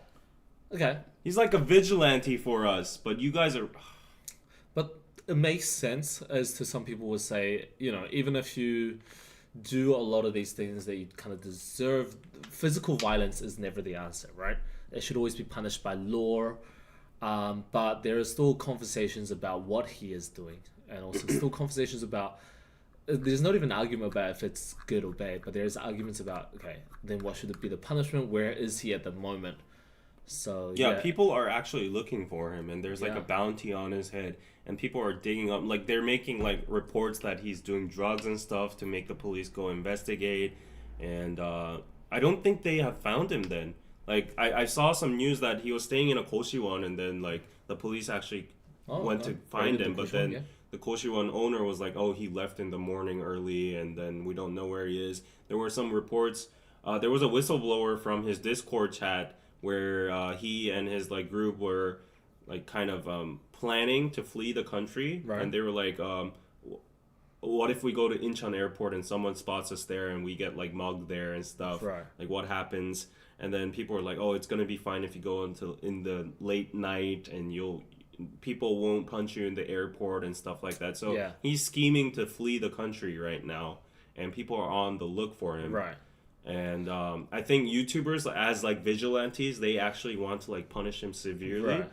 But people in the comments, the sentiment from the Korean people are like, hooray, like way to go to Yeah. these YouTubers, like for doing what the official forces can't do. But Yeah. like he got arrested now. The YouTuber got arrested now. This is gonna be like huge backlash. Yeah, because he's this Johnny, this guy, he is playing on the fence of it is not okay to do, but what might not be considered illegal. While the other YouTuber that basically punched him, what he did was the fact that it was illegal. Physically hitting somebody is illegal, so there's evidence for it. But I think this is just my 2 cents off this. I think the best thing for this Johnny guy is for him to just turn himself in. Is probably the safest option for him as well. I know he won't. I probably don't think that he would be that rational enough. But I think the most rational thing would be, and the safest thing for him would be for him to turn himself in, so that people don't, for him to actually not get, his life, threatened, or him to get even hurt more. Which I don't like him as a person personally, but does anybody deserve to get jumped? Some would argue yes. But yeah, seems like there are YouTubers that are going after him. So yeah, it's kind of scary to see. But the thing is, we do have to talk about the fact that there are a lot of YouTubers that play on this. He's getting a lot of attention. There's media around it. A lot of people in Korea know about him, right? Yeah. So, and with social media being like a big thing, and attention being a very big thing that everybody cares about these days, are we going to be seeing more people like this? That do this for attention, who do this for fame? It's going to be a topic of discussion. There were already a lot of these YouTubers before. Right. Like they're called nuisance YouTubers. Yeah. And he's just taken to another level. Yeah. I guess. And we've seen a lot of people like him that's done similar things in the past, and then from that they've apologized, that did some like PR stunts, and then because they were so niche, they just boomed. Even though they're not as popular now, but they're still having a certain fame to their name, so they're still making money in other ways from this bad PR. Yeah. Which it started off as bad PR. Yeah, this is just crazy. Wow. Okay, 576 people watching. Press that like button, please. And thank you, Living Sweetly, for the super chat I missed. Thank you for the 20. Pizza. This has to be said. Johnny Somali is the skid mark of humanity. He needs a long stay in jail and deportation. Yes. Definitely. He needs an eternal ban from like entering Korea. Yeah. The thing is, people have to understand that I work for a news broadcasting show, so I have to be generally as neutral.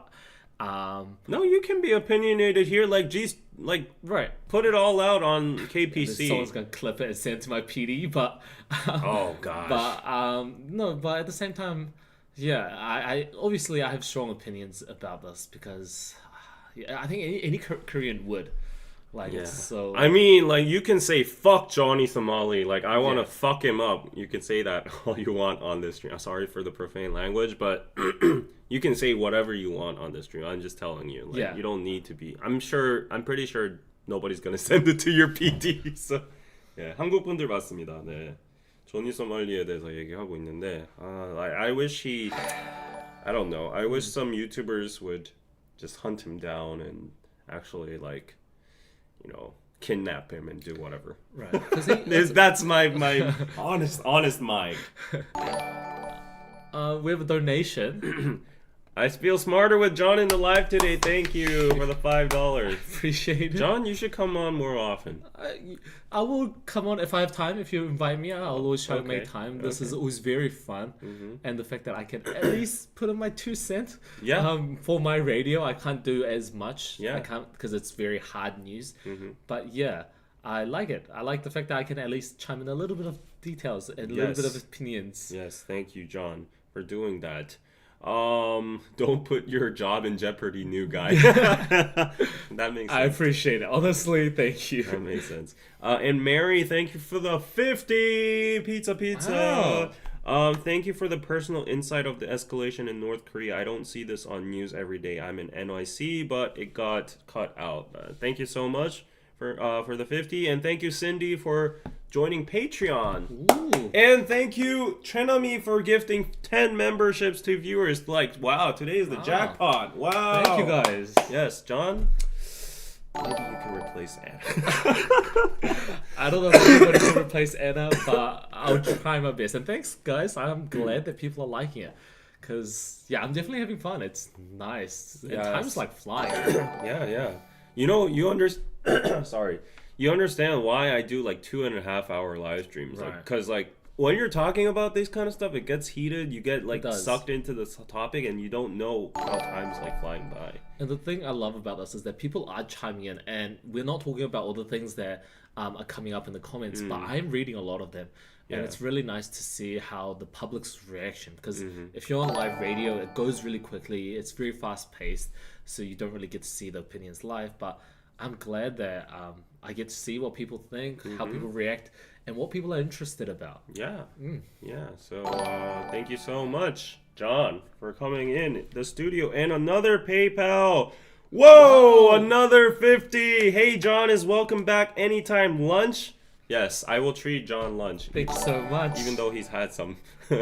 I can always eat more, so yeah. But Okay. I'm glad people are liking it. I will definitely treat you a good lunch. Hopefully, I'll say next time you can give me the questions in advance so I can do a bit more research. That's the thing though. You're an overworker, cause like I know like as John explained in the beginning of the live, like his job requires him to wake up at like 4 a.m. Yeah. He does like all the pre-scripting and all that, and when you have that kind of job and you put this on top of it, and I give you like 10 topics, and I know your nature, you're gonna be like, you know, doing all the research for every single topic. I can't put that burden on you. The thing is, I love telling people if I can do a sneaky plug-in. I talk about news all the time on my channel as well. It's mostly centered around news, and the thing is, I love informing people, and the fact that if I can have longer time like this, because my contents are very short, if I can have longer time like this, give relevant sources, which I have prepared some, it's really nice to give people an overview, in depth, something that is very hard to do and very time extensive. But if, you know, someone takes the time, such as myself, I do it, it's great. And I love the fact that people like it. But don't overwork yourself, okay? Too much work for John. And as Chammer says, this is like a speed round. Don't think so much, just talk. Yes. Yeah, just come comfortably in the studio, speak your mind. You're free to do like prior research, but I'll continue to give you the topics like 3 hours before the stream, so he can't like do a overnight cramming session or whatever. And yes, FYI, I did wake up at 4 a.m. today. I did my news today. I was on air today as well. And I am here. The funny thing with John and I is like we like seldom DM, and then like whenever he DMs, like I'm awake because I never sleep. So he's like, "Why are you awake, dude?" And I'm like, "I'm just about to go to sleep." And he's like, "I just woke up." And then our lives are just like, you know, interlocked in like the totally opposite way. Yeah, we message at 4 a.m. because I wake up at 4 a.m. and he goes to sleep at like 5 or 6. Yeah. So we like changing this. Yeah.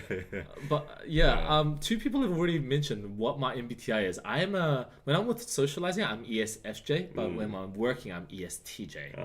I don't know what that says because I don't really know well about MBTIs, but yeah, that's my MBTI. Please not. Let's not do MBTI. We'll give it to Anna. Yeah, it was enough when Anna was here. Okay. And Jazzy J, I think I missed your super chat. $3. Thank you. Pizza for the cute emoji, the thumbs up emoji. For some reason, I'm so sorry. The super chats aren't popping up in this stream, right? This chat over here. So I'm sorry if I missed some, okay?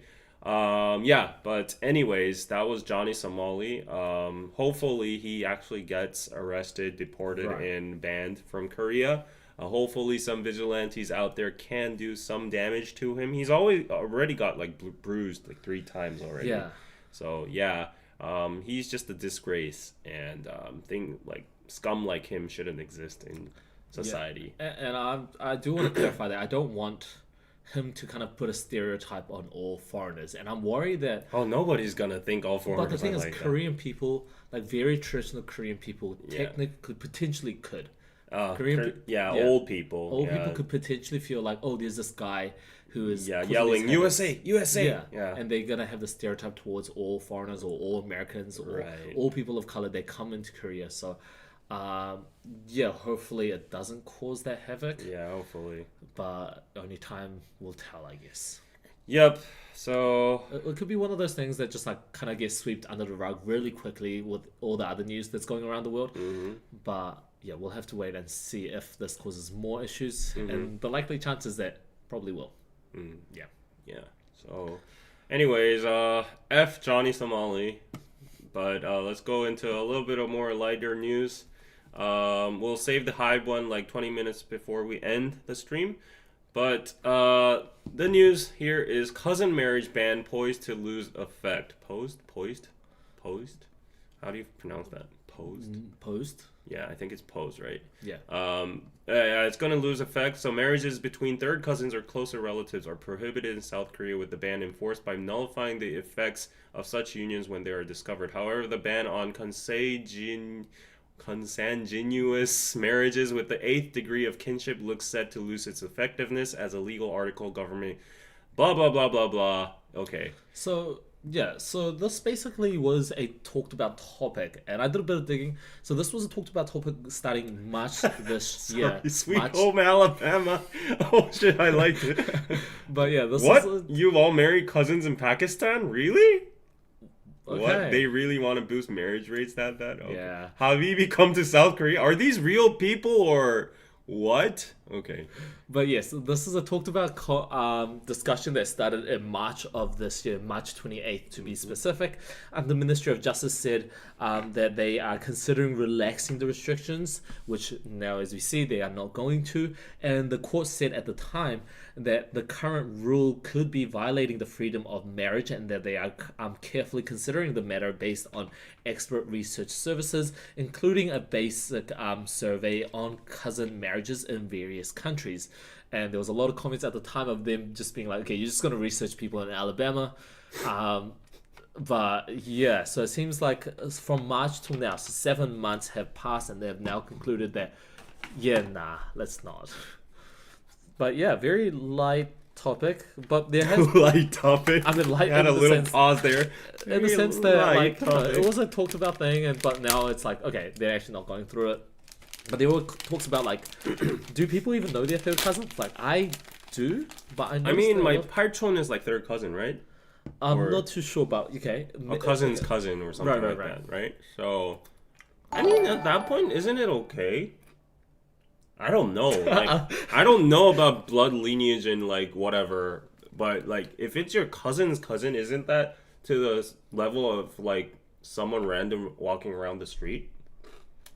Okay, I hope people clip that because that's not my word. Because I'm totally ignorant about like this bloodline and shit. Right. Because like if it's your cousin's cousin, yeah, then it means it's your father's brother's son that has another cousin, that means it's from the other families. I don't know how extent it is. Oh, wait. A cousin's cousin is still within the family? Yeah. Oh, is it? Yeah. Oh, a cousin's cousin is my cousin, right? I don't. So the thing is, I forgot how extensive this went through, but I did ask my parents if my third cousin, if I know any of my third cousins, or if the cousins that I know, like, I know that they are family, like, if they were like within the third cousin, and my parents said that they were. So I don't know. I think it's a bit interesting.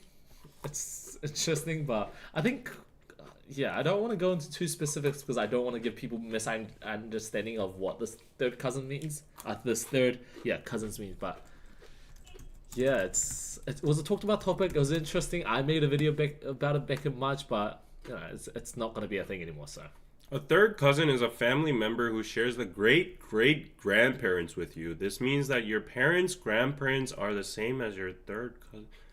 Oh my god, I can't even process what that is. You have the same great. It's not even grandparents. Grandparents, great-grandparents, great-great-great-grandparents. Yeah, so it's your grandparents' grandparents, right? I don't know. No. Great-grandparents is your grandparents' parents. Oh yeah, grandparents, yes. Yeah, grandparents. So if there's one person here, there's grandparent, parent, me, and then there's like, it's very far. But the history of it, the news is the fact that it was third cousins. They were thinking about relaxing it 7 months ago. They did a bit of research. They asked some people at Alabama, and they were like, yeah, nah, it should be right. Doll babies from Alabama, and we don't marry cousins. I'm glad you guys $5. Thank you, pizza. No, but it is a stereotype, obviously.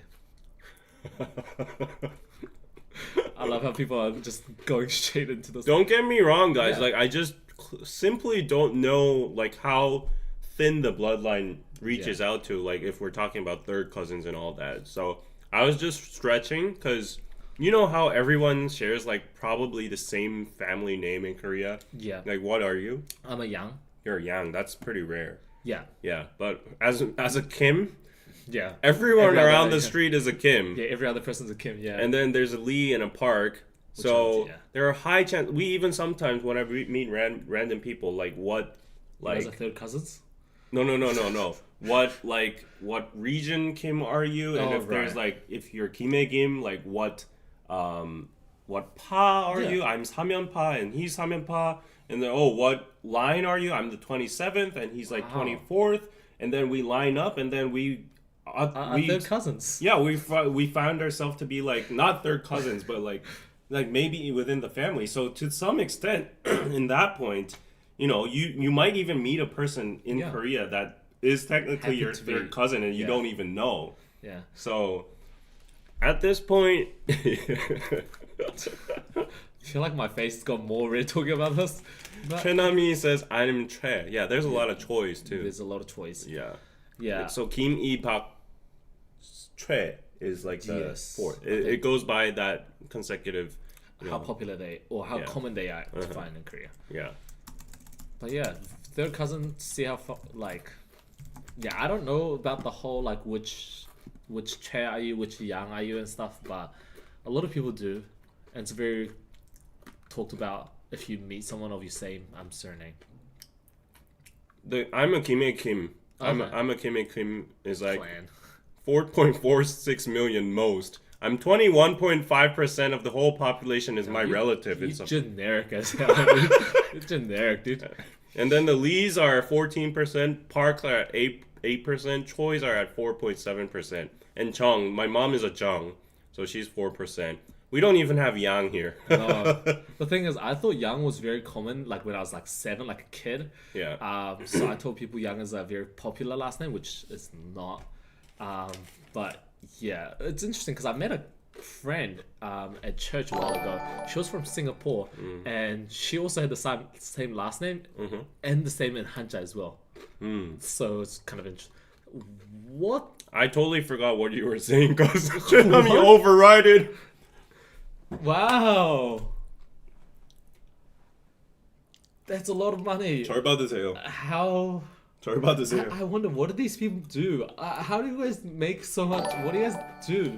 Like, that's like most of my daily pay. Like, what do you guys do?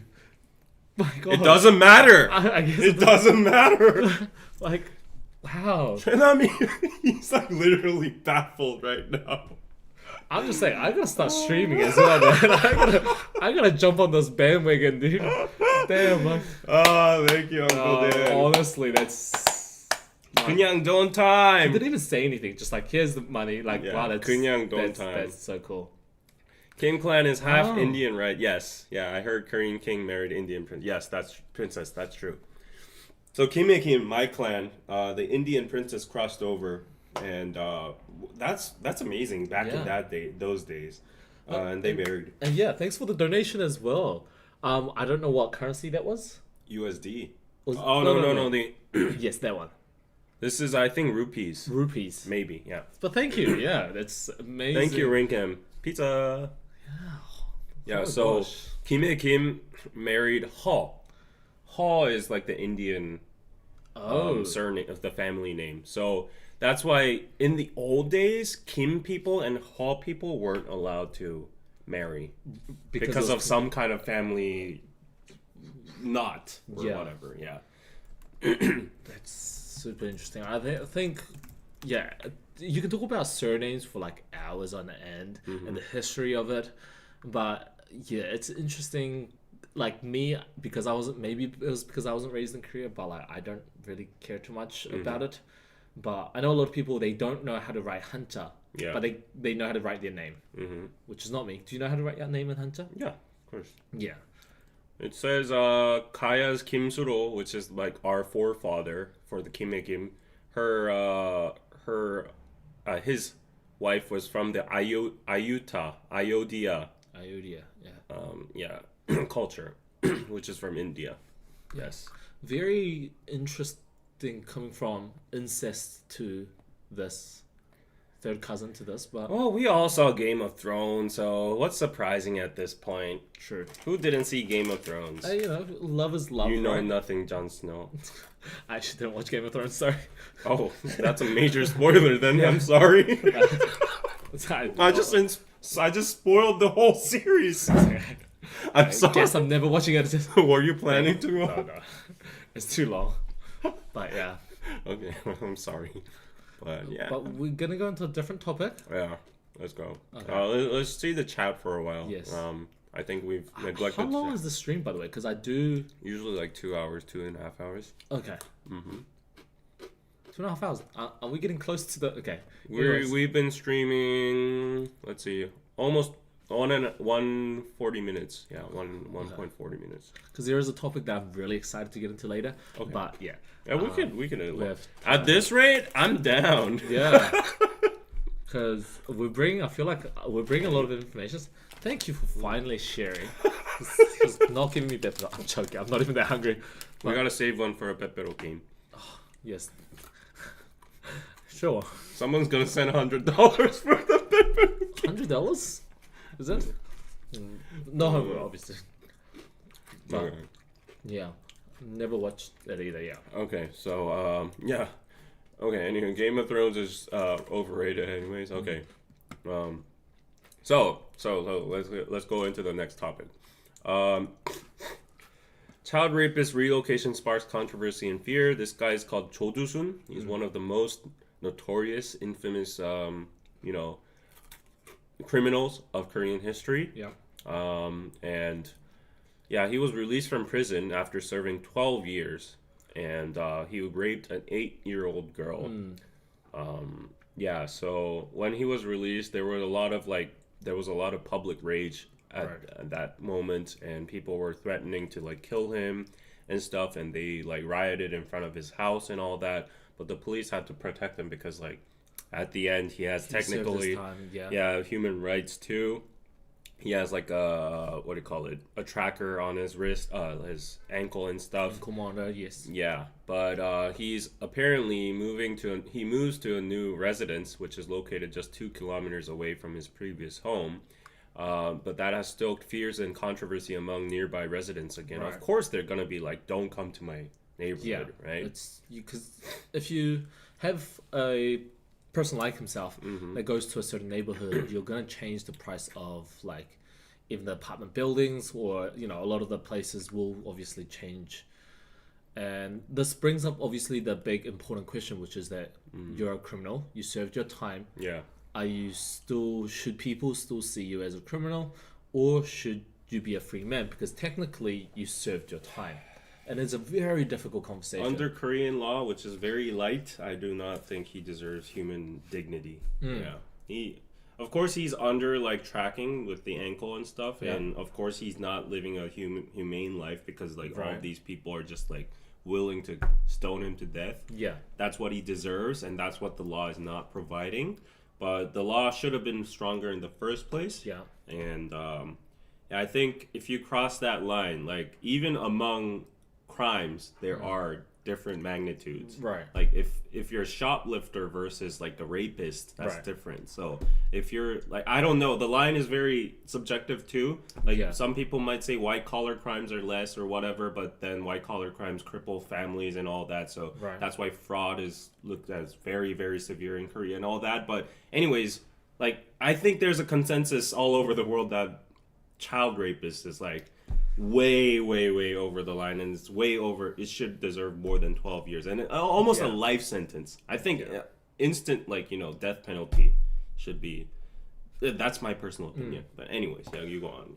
It's definitely a hard conversation to have, because legally this also trial went on for a very long time, and it's a punishment that the government set out for him, and he served his time.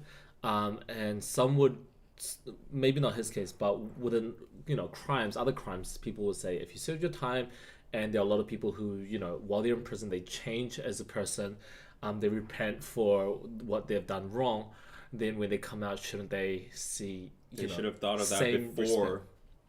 Right. And it's definitely a hard conversation to have. It's not easy. It's not black and white. Sorry. No, go on. Yeah, and it's one of those things that, Bye, Chanami, bye. But it's also one of those things that's like, even if he comes out, he's not going to have an easy life. He's not going to be employed. He's going to have a very hard financial time. Anywhere he goes, people will have an eye on him, which, you know, talks about the quality of his life. So technically, people will say he's still being punished outside of prison. To some extent. But I think it should be more brutal, And, you know, I have my personal thoughts about it. These kind of people should be trapped in a chamber, and every single day they should be plucked out of their, like, nails. And, like, I'm in favor of torture for these kind of people. Right. I don't think they deserve human rights. They're dogs. And even dogs are better. Right. Yeah. This people is just, like, I don't think they deserve any kind of human dignity or this is just my extreme thought. I'm sorry, but I just can't sympathize at any level. It's definitely it's an emotional conversation to have, and it's also very similar in the sense that I think even if you are a murderer, if you killed somebody, your sin is not as bad. Some will argue differently, as not as bad as someone who committed a crime like he did. But it's a debate that people have. Yeah, of course. And I'm trying to be very neutral on this. Yeah, but very neutral. I would say I'm like, I think even the death penalty is an easy way out for this guy. Yeah, because you're not being punished. It's just an easy way. He needs to be tortured to the end of his life. I think because you have such a strong opinion, I don't have to. So it's like I can be a bit more neutral. But I think the common sense is what you have, is the sense that he shouldn't. It's too much of a lighter punishment for what he did, and 12 years for what he did, and now he's a free man technically. He can breathe the same air we do. A lot of people have. Yeah, it's just disgusting that he can breathe the same air as us. He needs to go to like a super max prison in, I don't know, Guantanamo or whatever, and get like assaulted by all the inmates every single day, and that's the life he deserves. But he's out there like living freely, I guess, like in his house at least with his, I think he has a wife, and that's just not it. Yeah. Yeah, very heavy topic. But yeah, Anyways, I'm just infuriated. Yeah. reasonably, yeah. Yeah, like look at the neighborhood people. Like Yeah. what fault they have? Like if he was moving to my area, I would be pissed as hell too. Yeah, there was a very interesting. There is a American like drama that talks on a very similar topic about this as well that I thought was really interesting. But it was more of this perspective of it was this guy who he was also committed a similar crime in the drama, but he came out as like a changed man, and that he understands why people like and in the drama the person gets jumped and stuff, but he understands why people react like that because the families around him don't feel safe. They feel like they can't watch their kids 24/7. So yeah, it's a tough topic, I would say. Yeah, it's a very tough topic. There are just some people who are beyond saving. Right. And I'm Christian. That speaks a lot coming from a Christian. Like, yeah. Anyways, okay, next topic. So, this is about ageism. You were talking about that a little bit. So, fitness center turning away senior citizens ruled age discrimination. So this fitness center rejected the annual membership application of a 68-year-old senior citizen, and it was seen as age discrimination by the National Human Rights Commission of Korea. And so the complainant had been using the club for the past 5 years by purchasing one-time passes. Earlier this year, the person applied for an annual membership priced at $2,000. However, the gym rejected their application, citing safety reasons. Yeah, so this is the topic that I was like, oh, I have so much things to say. And the thing is, I want to show people. I brought, sorry, I can't really see, but I brought a lot of notes to talk about this. Yeah. Because ageism is a very interesting topic. But the thing is, this isn't a alone case. There was a case back in June. They also sparked a very similar conversation because the gym had, similar to this, they were called out for being ageism because the gym had a sign that said no ajumma zone. Right. They had a sign where it's like they said they're only cultivated and elegant women are allowed, and they had 8 standards of what they consider an ajumma. And if I just go through some of the things that they said on the list, is that if you like free things regardless of your age, if you get sworn at everywhere you go but didn't know the reasons why, if you sit in the seat reserved for pregnant women, if you go to a cafe with a friend and only order one drink, if you secretly throw away food waste into a public bathroom, and the list goes on. There's 8 points, but basically it was a gym owner that said that they're not going to accept any ajumma, and the reason for them is said that some ajumani brought baskets of laundry to the gym, some left the hot water on for hours, while others made comments to young female members like that they would be good at bearing babies. Very typical, stereotypical ajumma behavior. And this is what the gym said, but there was a lot of pushback because technically this itself and what they are doing is illegal, right? Yeah. Because under Article 11 of the Constitution, which states that there shall be no discrimination in political, economic, social, or cultural life on account of sex, religion, or social status. Things like this and this no kid zones are very much illegal. However, such as this, the reason it's talked about, but the thing is that a lot of these businesses can do this, is because even though Article 11 of the Constitution states this, however, the National Human Rights Commission lacks the legal authority to enhance its ruling on businesses because of the principle of freedom of contract and the principle of private autonomy. Alongside Japan, which is also one of the pretty bad ones, Korea is the only country among the OECD countries that lack a comprehensive law preventing discrimination based on sex, age, nationality, gender, religion, political opinion, disability, and much, much more.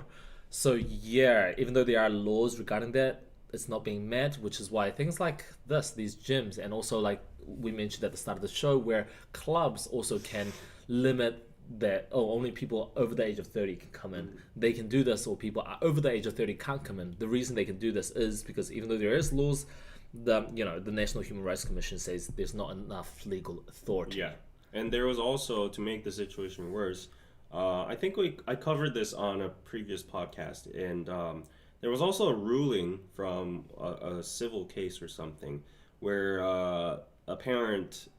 some parents brought their children to like a hot pot place, and then the children were running around, and then they like toppled down the hot pot, and it burnt the child. Right. So the parents sued the restaurant, but the restaurant was like, that's on your responsibility to like, as the guardian of the children, like, and the parents were like, your tables are too wobbly, the structures, all that, and like there's safety corners on the tables. Exactly. They were going through so much legal things, but at the end the business owner actually won. Right.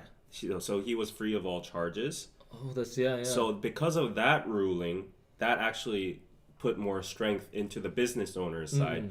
For safety reasons, they can prohibit certain people for like those reasons. So it's interesting because I read a similar article earlier this year as well, but it was at a cafe, and this cafe got controversial because they said no kids zone, and this has been very popular all along Korea, but the fact that there are parents with kids and the kids run around, and because there's no safety corners on tables, on chairs, the kids could potentially get hurt. But because oftentimes when these some of these cases when the kids do get hurt, the store owners are actually reliable for it, and oftentimes the store owners are reliable, which is why they have these no kid zones. Yes. But because these no kid zones are technically illegal as well under this Article 11 of the Constitution, the fact that there's a lot of talks about, okay, then we have this law that no one is following. Why do we have this law? There's stores that talk about like no animals, no pet zones. So it's kind of interesting law. It's a interesting there's topic. a lot of like wiggle room, I would say, gray area there, like of a lot of like law interpretation. And the other case I wanted to introduce was not the hot pot one, but another case about discriminating handicapped people. Right. So there was one way back ago in a public bath. A blind person slipped. Right. And then got like concussion or whatever. Yeah. And of course he sued because like there weren't any like facilities for like handicapped people in the public bath and stuff. But in the business owner's point of view, like that's extra money, and then he's obligated to, but then like he was accountable for that thing, but like for the safety matter that happened to the blind person, he was not entirely accountable for that. So like up to what lengths does a business owner have to go to accommodate every single person and assure everybody's safety? Which is impossible. Which is pretty much impossible. So like there was also a ruling, like I think that was like 30 to 70 like fault rate there, but so it was a very interesting gray area.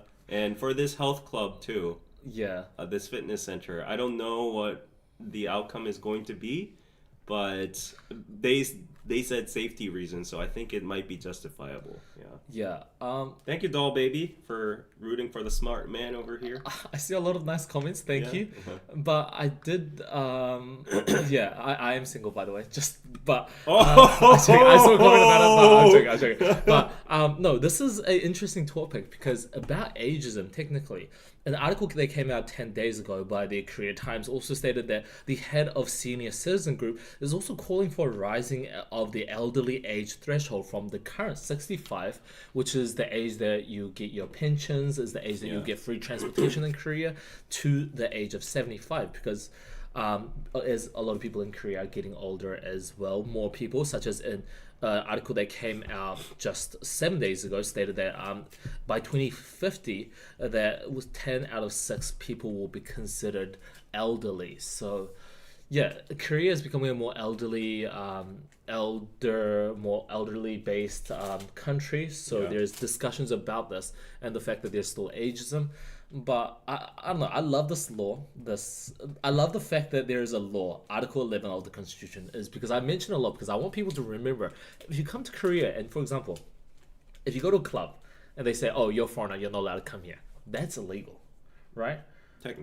Technically, it's illegal. In Hongdae, I'm not going to say which one because I don't want to cause legal issues, but there was a club that I went to, and they said because you're a Korean man, they said that I wasn't allowed in. What? Unless I had... In Korea? Yeah, I can tell you it after the show, but there is... No way! No, there is. And it's a foreigner-only club? It's a foreigner-based. There's a lot of foreigners. It's in Hongdae. I think I can say that. It's in Hongdae. Most of the customers are foreigners, and it was a Friday and a Saturday, and they said if you're Korean, the only way you can get in is if you buy a table, which is like a bottle, which is like around 120,000 won or something. But yeah, they let all my other friends in, and I was with a group as well. They said I couldn't get in. Were any of them Korean too? No, they were all foreigners. So technically, that in itself is also illegal. And I will advise, if you do feel it most likely won't work, but if you do feel like you're being strongly discriminated, record them saying it, record certain evidence, and technically, if you want to cause them, they might not get punished to a full extent, but at least, you can make their life pretty miserable for the next few months if you take them to court. So yeah, and hopefully you can get compensated if they are. Going to court isn't easy on the financials as well, yeah, or yourself, yeah, or mentally yourself too. So, but if you feel strongly and that you have enough evidence, these are the laws. So you do have, there are legal boundaries where you are supposed to be protected as well. Yeah, but interesting topic. As we're getting older, everyone's getting older, and there's still ageism very much in Korea.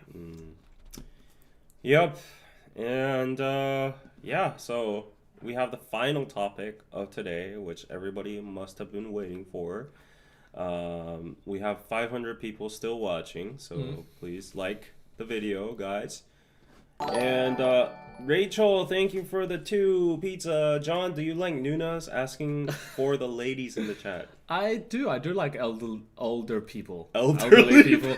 I do like older people. Sorry, excuse my language. I do like older people. Both of my long-term relationship exes were both older than me, the latest being 3 years older than me, which isn't too much, but yeah, slip of word, not elderly, older woman. Sorry. Trying to speak very formally is tough. Hey. Okay. Anyway, so the next was that a Freudian slip? Yes, that was a slip. Was it? Oh, wait, what do you mean? No. Yeah, no, because we were talking about elderly individuals on about the news of people being over 75. Yeah, if you're over 75, I would, I'd have to think about it. But, sorry. Your face is so red. My face is so red. Because I don't make slip-ups. Okay, anyways. And we were talking about old people getting...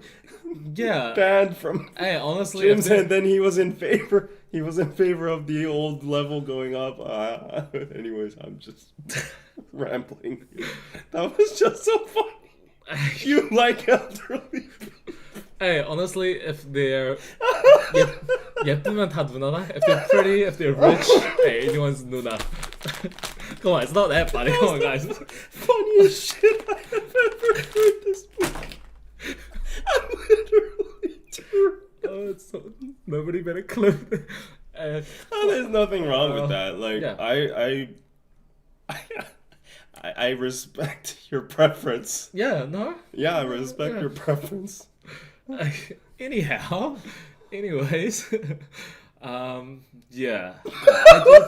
I don't mind another. I can't even talk now. Hey, I was doing so well for 2 hours. I was doing so well. I had so much prep. Now I just lost it. Okay. I'm sorry. I'm so sorry. Like, I don't know why it's so funny. Oh, I got abs. I was doing so well. You made me abs. You're still doing well. You're being a funny person. No, I'm not a funny person. But yeah. Oh gosh, it's hot in here now. 진짜 덥다. Yeah. 너무 덥다. David's so mean. No, like if you didn't laugh that much, hey, we would have skipped past it, gone straight into Hybe. But yeah. Oh my gosh, I'm so rare. Yeah. Recently, because I have this cough and I have like a lot of kare. What do you call it? Like the stuff inside Yeah. my throat, my laugh sounds very like sandy or like scratchy. And I was laughing at this stupid reel while I was like just watching here. And then I shared the office with Jin.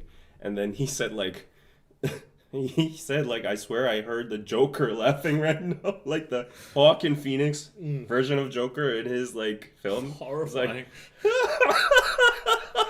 It's like similar to that right now. But anyways, I think something that people don't understand is that we talk for a living, right? Yeah. So it's kind of hard that we have to constantly monitor our voice.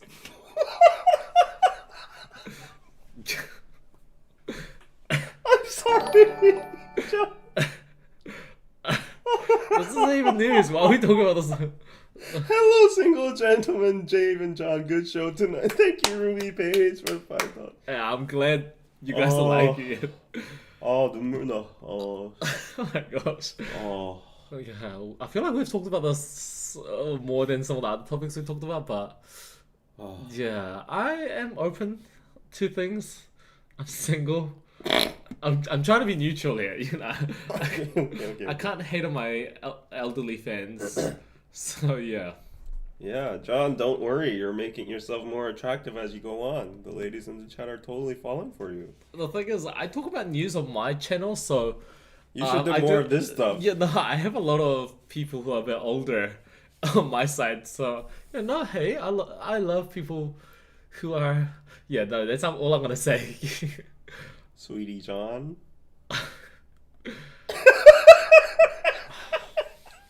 Older fans. Honestly, one slip of the tongue, and this is why I need a script. This is why I need preparation. No, what do you mean? This was the golden moment of this whole entire screen.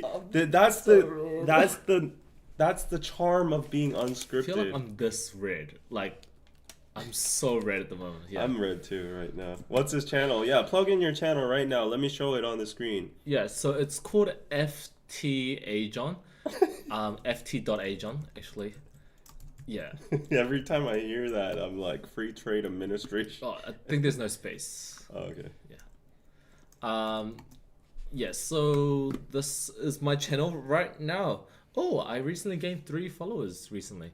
I mean, subscribers. But yeah, my Instagram has a little bit more, but basically what I do is I summarize Korean interesting news, 2 or 3, I guess, depending on the day, and I put enough facts that people will be interested, but not enough that it will be too detailed, and I cover it within 1 minute and a half. So I try to cover as many news, and yeah, it's very concise. This one I talked about recently how store owners will not be punished for not catching these fake IDs, and how this has been a controversy because it's more likely to increase minors drinking at pubs and clubs. But yeah, it's these short videos that I make. I try to make it as regular as possible, and it's, you know, if you need enough knowledge that you can talk about it over a coffee, but not enough detail where you can, you know, read through articles where you have to read through articles, then yeah, it's a very quick summarized version of news that I've been doing. And it's not getting great views, unfortunately, but yeah, my Instagram has recently lost followers for the last 5 months, but yeah, I like it, and a lot of people find it useful, so yeah. Yeah, a lot of people are not satisfied with their life, elderly people, and I feel like I should stop saying that word. But yeah, you watch my videos sometimes. When it pops up. Yeah. Yeah, I think Keep it up. Yeah, there was a point where I wanted to stop because I think you should attempt trying to add humor into your videos. Yeah, but the thing is, if you're talking about 3-4 news within a minute and a half, you have to go super fast, only add in the important facts. But at the same time, if you add in humor, it just takes too much time. So yeah, I feel like I'm just doing raw facts, which is why I love coming here. I can be a bit more interesting, show my personality more. And unfortunately, my face isn't dying down. It's still red, but yeah, should be alright. So, oh gosh, thanks for the donation. So, John, do you like aged elderly wine too? Yeah, you know, I guess wine, more fine wine is better, I guess. but I feel like that's not directly what you're asking. But yes, I guess so. Hey, you got to stay silent there. Thank you. Thank you. I appreciate all the people that they're gonna be following. It motivates me. I should come here more often. Yeah. Yeah. For sure. Okay. I'm done laughing. So, Yeah. Okay. We've stalled enough time now. Yeah. Now we're gonna get into the Okay. big news. Yeah, the main dish of today. Okay, let's go in. So, Yes. Hybe apologizes over controversial internal documents, reassigns writer. K-pop powerhouse criticized for scapegoating, reports author. So this is the Korean CEO, Yeah. Lee Jae-sung. And Hybe CEO Lee Jae-sung on Tuesday apologized over the recent disclosure of an internal document that contained controversial remarks about K-pop artists. The document, intended for Hybe executives as part of an industry trend review on a weekly basis, surfaced during a National Assembly audit on Thursday and has since sparked widespread backlash.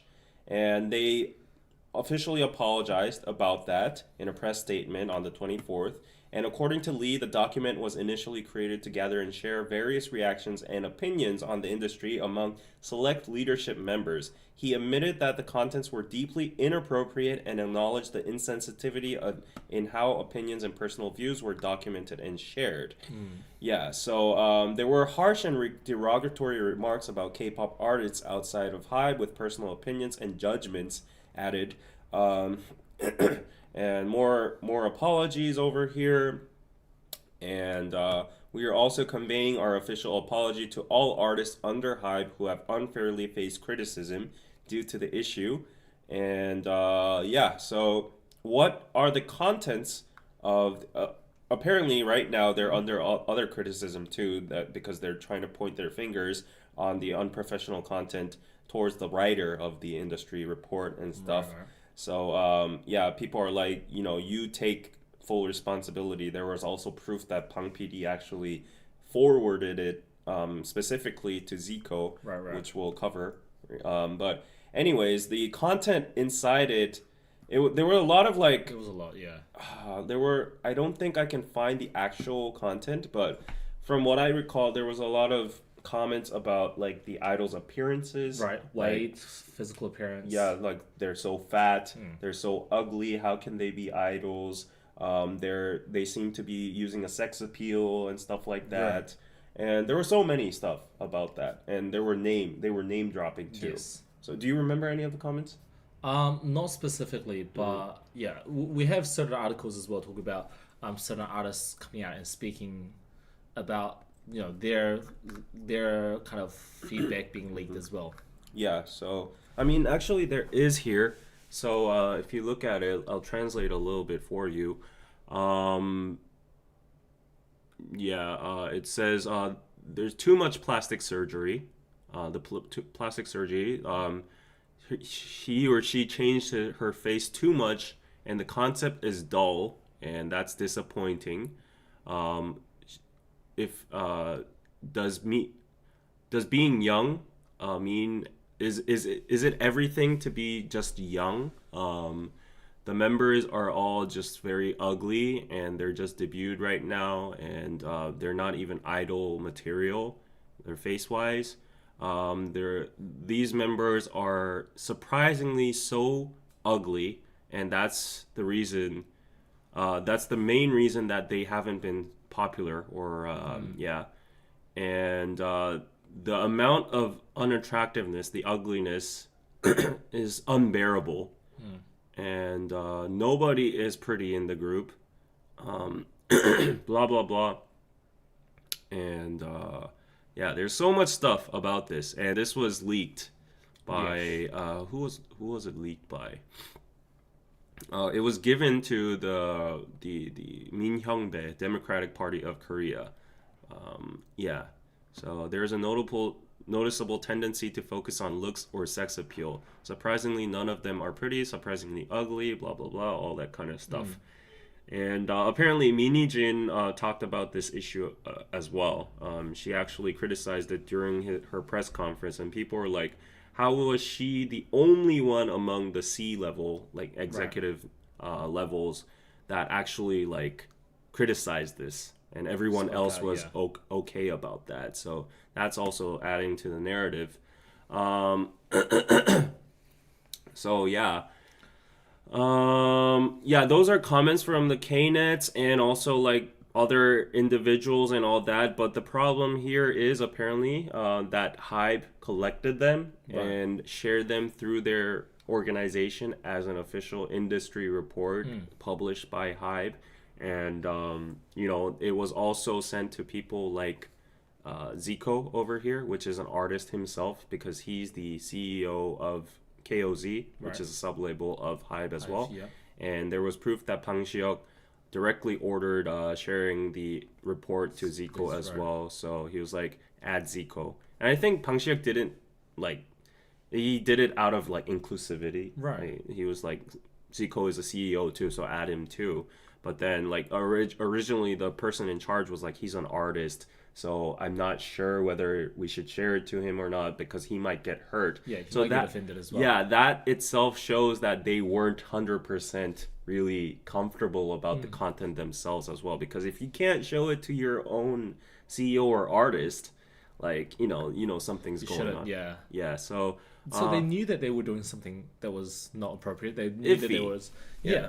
But the thing is, my question is, why now?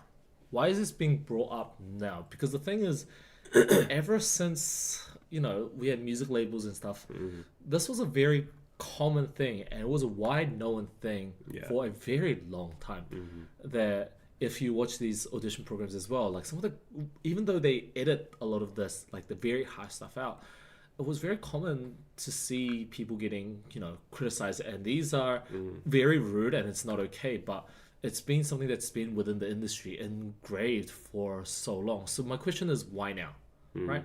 Why now when we are having this Miniji and Hybe situation talking when... Well, there are a lot of allegations that she probably leaked it. And Right. She seems like the most plausible person to do so. she actually, like, the date is, like, she actually got her, what do you call it, the 가처분 신청. It was, like, 취하됐어, or 기각됐어. I don't know what that is in English, but her, what do you call it, appeal or her case, it didn't go in favor of her. No, it didn't. So, like, Hybe actually won that case. I don't think it's, like, won, but, like, her case got, like, rejected. So, technically, she's in a very bad situation right now. She even appeared on, like, a music critics YouTube show and talking about all the stuff about, like, Hybe and all that and stuff. So, I get what you're talking about, the timing and stuff. A lot of people are allegedly claiming that it's Minijin. I'm not going to say anything about it. I don't want to get sued in terms of this whole political feud. But other than Minijin, though, like, I think what's significant to actually talk about, though, is because of these internal documents, artists are speaking up about it as well. So 17's Seungkwan released a lengthy message amid the Hybe controversy over the internal documents. So he actually posted something on Instagram like this: so I can no longer remain silent now that a lot of things have happened recently that have hurt my people, my fans, my group members, and other hardworking artists. Everyone working hard in the K-pop industry, including our members, are those who truly love what they do. Being a celebrity is a job that I choose, and there are things that I need to endure for the love I receive. But I do not believe that this job should be one where we suffer to the point of being eaten away by it. Right. And he goes on, you have no right to belittle our narrative. This goes not only for us, but for other artists as well. We are not your items. I hope you do not think you can use and enjoy us as well. Please stop the damage that you cannot take responsibility for. It is my sincere wish not to see myself, my members, and all our hardworking colleagues, as well as the dedicated staff and fans, get hurt any longer. And this post was considered by some readers to be a criticism of Hybe following the controversy around the internal document disclosed, which included derogatory remarks about physical appearance of K-pop artists. And so there are conflicting opinions on who this is pointed towards. Yeah. But all the major media outlets are deciphering it as like a criticism towards the internal documents right now. And actually, ZICO, that came out that he had never read. He had never even opened the emails that was confirmed, and he's confused what this is even. Right. And he was like, I'm not involved in this. And because people were criticizing ZICO, like, if you know about this as a fellow artist, how did you just like be a bystander? Okay with it, yeah. Yeah. Who So didn't do anything about it until now, right? yeah, so ZICO put up an Instagram story yesterday too, like, I'm so startled by this, I don't even know what this is. We confirmed with KOZ that we never even opened this, so I'm not related to that. So that's happening. And Adore ex-CEO Minijin continues legal fight. She pledges to continue the legal fight right now. And that was the dismissal of her injunction request for her reinstatement of chief executive of Label Home. So it's a very interesting topic because I'm sure you've talked about this Hybe Miniji situation a lot, and a lot of new things are coming out about it.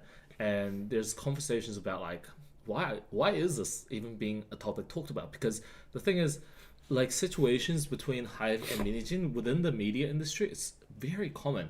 But it's super common, but it's often done behind the scenes. It's never brought to the spotlight, because if you do, it doesn't really help the industry, the brand itself, the music labels, or the person who is bringing it to the light. So why is it being brought up? Well, of course, it's become a dogfight now. Right, it's been dragged out to the public. So at this point, like, both parties are going to be. I guess like Hybe wants to keep it under the radar, but in Minijin's favor, like, assuming that she leaked it allegedly, then she's gonna try to bring everything of a dark nature in light to the public, right, to gain more favor. And to some extent, she is succeeding to some extent.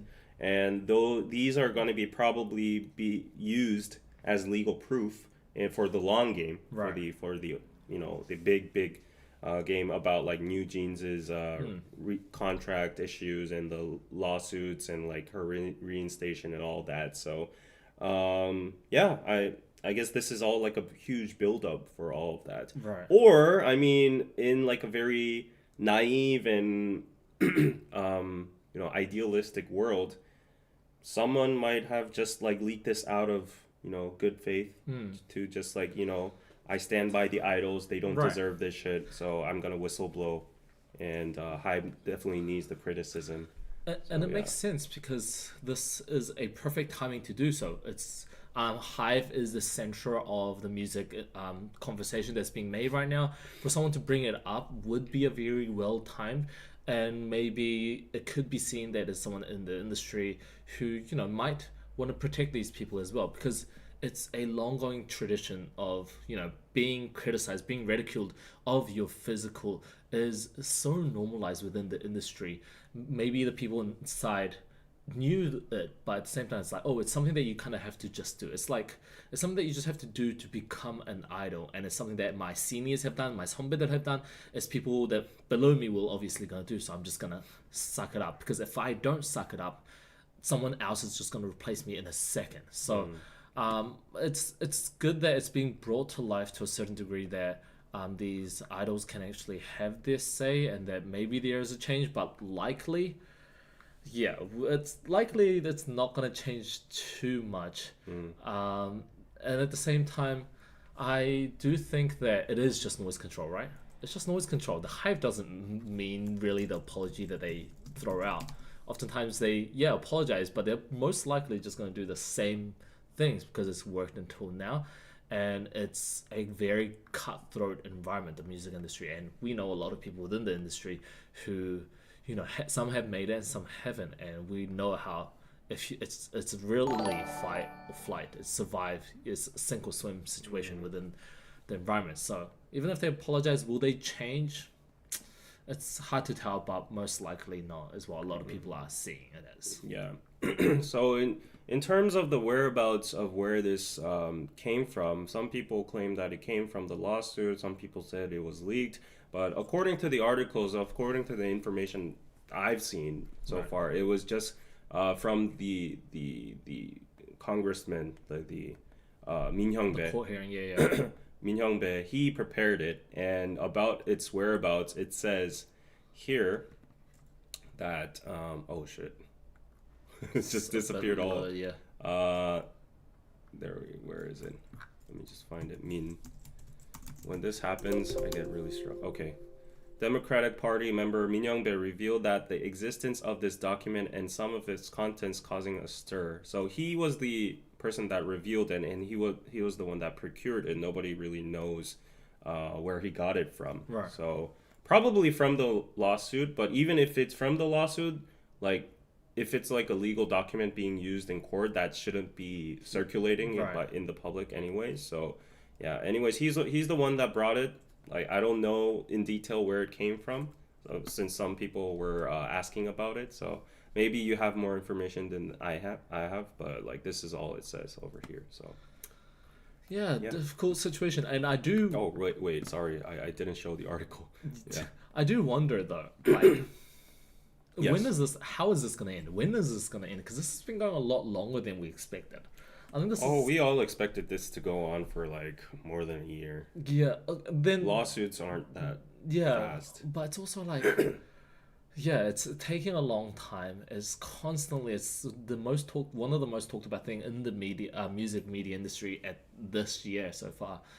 So yeah, where will we see this end? We thought it would rather quickly with Hive just firing Minijin and just being like, okay, bye, or them settling. But it seems like, yeah, it's just her Minijin trying it again in court just shows that it's maybe just the beginning, and we still have so much more time to go. Yeah.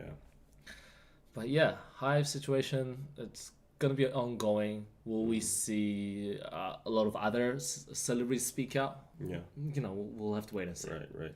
About the source of the document itself, like we know it came from the audit, but before the audit, where did this Min Hyung-bae get it from? That's what I was talking about, whether it was leaked or where he procured it or whatever. So yeah. Anyways, yeah, it's been dragging on forever, as you said. Everybody's very tired about it. We don't know when it's gonna end.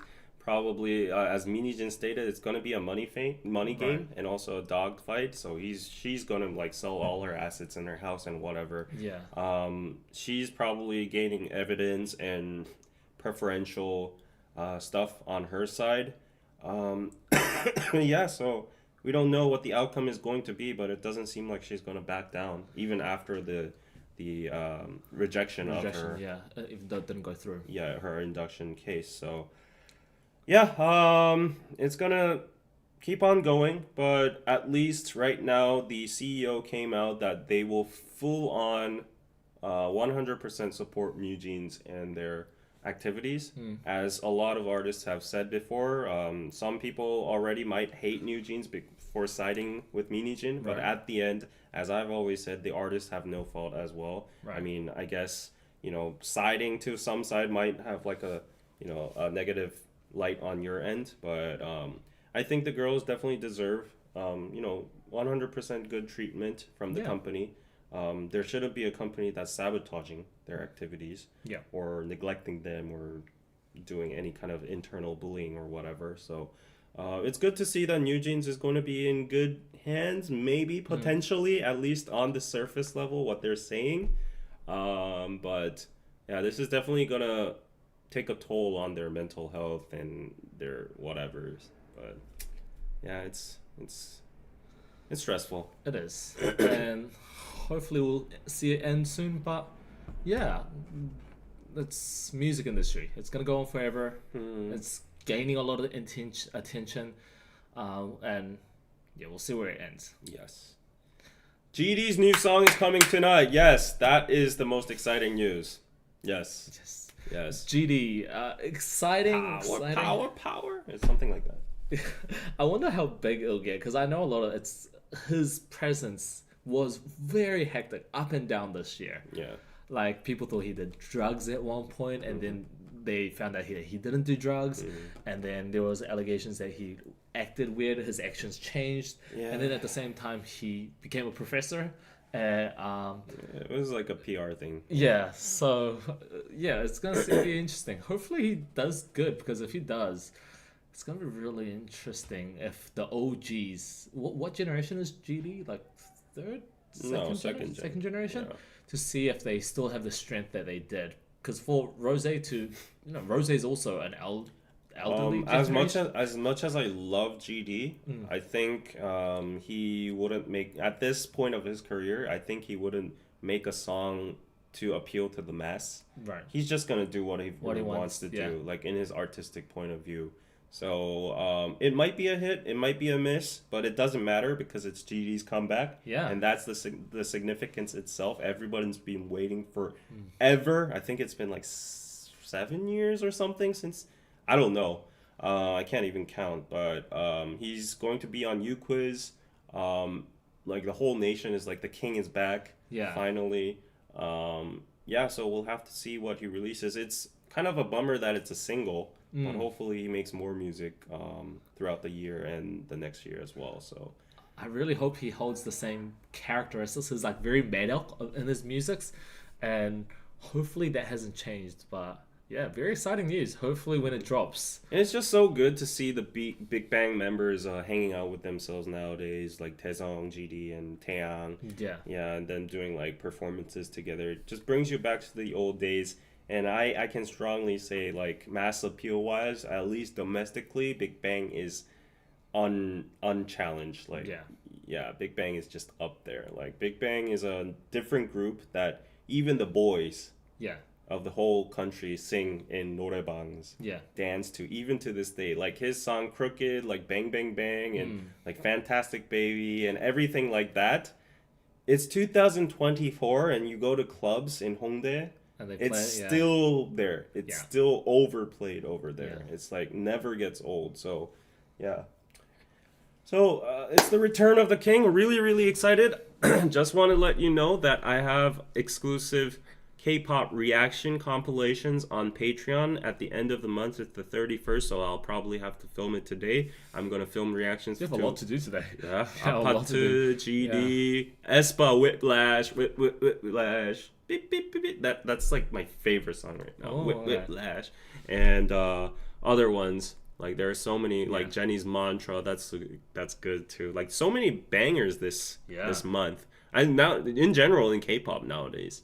So ITZY and all that. So I'm gonna react to all of them, probably like more than 10 in one, and it's only like I think $5, and then you get extra like perks as well, or early access. For $10 you get exclusive podcasts. So go check out patreon.com/KoreanPizzaclub. It's in the description link below.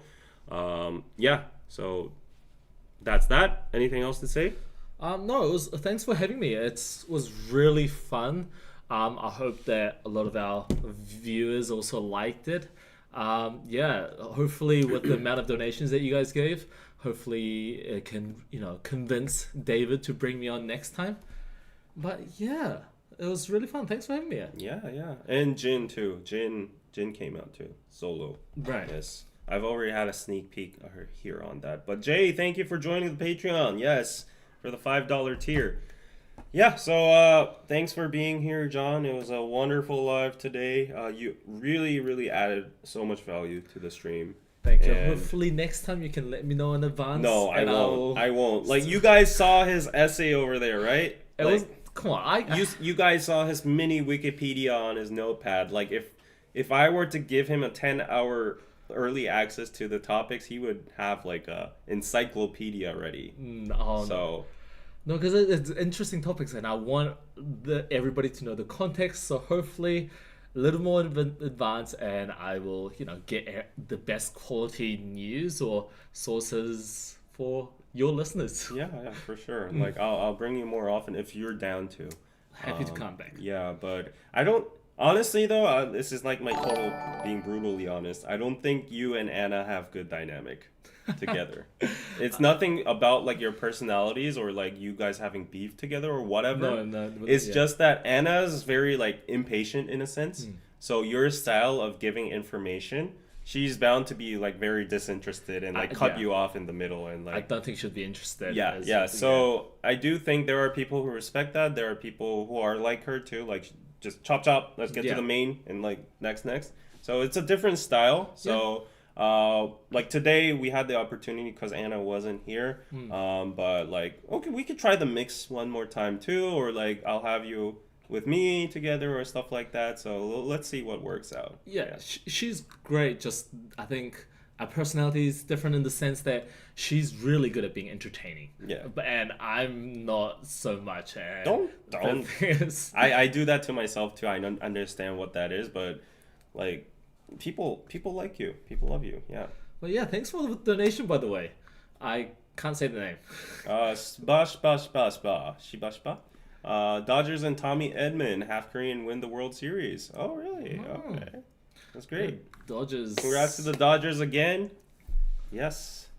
But yeah, thanks for having me. Hopefully next time we can come with some more controversial news as well.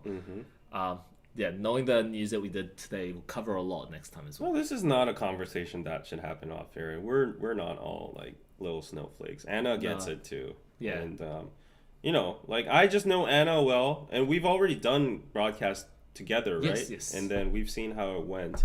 But as a person who's been in this field for a long time and as a podcast host, I know the dynamics between the energy between people. There are people that go together well. There are people that don't go to and that doesn't mean there's any negative energy there. It's just simply like different styles. Like some people watch documentaries, some people watch, I don't know, Jubilee, you know, entertainment shows that are a little bit more controversial and like, you know, debate and stuff. So yeah, and we're on good terms. We follow each other. We had lunch together. And yeah, she's a really nice do-not to me. Like so, it's just I like to go in details with, and she just likes to get to the chase, share opinions. Well, I'm very, as you guys can probably tell, I'm very cautious of sharing opinions. But the one time I did, apparently now there's a fandom called the elderly or something. So I'm glad the one time I share my opinion that it just is now plastered everywhere. Yeah. So elder fans, okay, I love that. Elder fans, yeah. Do you love that? It kind of feels like eldering, kind of like some games or something. But yeah, elder fans, yeah. Hopefully, if it gives me the money and the views, why not? Joking. See, I can't do it. I can't be entertaining. Okay, Jay, thank you for joining the Patreon. Oh, did I actually say that before? Yeah. Anyways, Jay, thank you. It's the sexual tension between John and Anna. What? No. I don't think you watched the same stream. I don't think it was me. Zero sexual tension between Anna and John. Yeah. But there is minus. Like it's zero between me and Anna. John and Anna. I think there's more between us with the whole Pepito game. Okay, let's not get to the Pepito game, but I'm joking. Don't be quiet on this. The thing, the dead silence kills me. Oh, no. He actually took it for the word. No, I would never. Okay, and we also had a pretty different donation. The Elden Lord, yes. It's good. It's once you have a running joke. One time I shared my opinion. Now I'm just like a guilt. You shared your opinion. That was legit your opinion? No. Well, like the thing is, I don't mind elder. Okay, the thing is, more you don't mind. The thing is, more I justify myself. It doesn't work. So how up would you go? Oh, that's an interesting question. What's your cap? If it comes to like dating, no, this is getting bad. I don't know. I would say 8-10 years, maybe. Oh, come on. You're the Elden Lord. Yeah, no, but the thing is, I've never really been in a romantic or sexual relationship with somebody older. So, I don't know. I don't know. But, yeah, one slip up You're of disappointing all your fans right now. You know. Bro, you need some media training. Or maybe I just need to get myself out there. Maybe I should start going to night. I don't know. But are you literally down to go to nightclubs? The thing is, I have tried with some of my Hyundai, but they wouldn't. You went to a nightclub? Well, I tried to, but they said I was too young. They said that. You tried going there? Yeah. So they said people under the age of 30 can't get in. So one of my Hyundai actually paid like a tip of like 50,000 won. Like, hey man, like come on, it's not biggie, but it still didn't work. So yeah, Don't know. I'd be surprised if you actually went to one because I even haven't been to a nightclub. Yeah, but I actually am gonna keep one of the listeners' advice to say just not talk. I should stop talking. Can you put down the pepero? It's scaring me. Why? It's scaring me. Why is it scaring you? What are you imagining that scares you? But thanks for the donation, guys. It's just a mere pepero in my hand. Yeah. By the way, the reason we got pepero is because today's Halloween. No, the reason we got pepero is because I can't believe you're playing this. The thing is, if I was like, okay, let's do it, I know you'd back it down. Oh, you think I'll back down? You By the way, Is a chicken game By the way, we starting are 3 hours into this stream. Let's just... But I know you're doing this because I know you're bluffing. You think I'm bluffing? The way that he looks at me, I don't like it. You think I'm bluffing? The more I'm gonna get closer to the side, but... Yes. Can you not? But yeah, hopefully next time, if we... I don't know where to go. How do you wrap this up? But yeah, our elderly fans will understand where I'm coming from. All it takes is just one super chat from now. No, definitely not. Let's end it before we get the donations. I appreciate it. I appreciate it. But we got $5. You know how hard it is to earn $5? that is very true. Yeah. That is very true. But yeah, I am not selling my dignity or sexuality. This is not dignity. For what $5. Do you mean? It's just a game.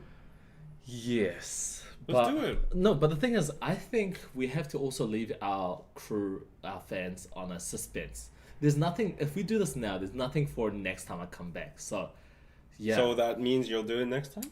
That means next time we're gonna be like, what are some of those movies that'd be like, oh, this is the final episode, So next time it could be another one after, but we'll have to see. But for now, thanks for tuning in. Okay, let's leave them in suspense. I will, but I have to honor Doll Baby's $5. That is true. So, let's not play the full game, but no, you won't, you're not even able to do that? Just the tip. No, hey, everybody knows what just the tip is. Just the tip. Everybody knows what happens when we say just the tip. I don't know what. I don't know what happened. Explain what happens with just the tip. Okay. I don't even know what you're talking about. Right. We're both good Christian boys. Hey, we got $10, $15 for that. We really appreciate it, but just the tip.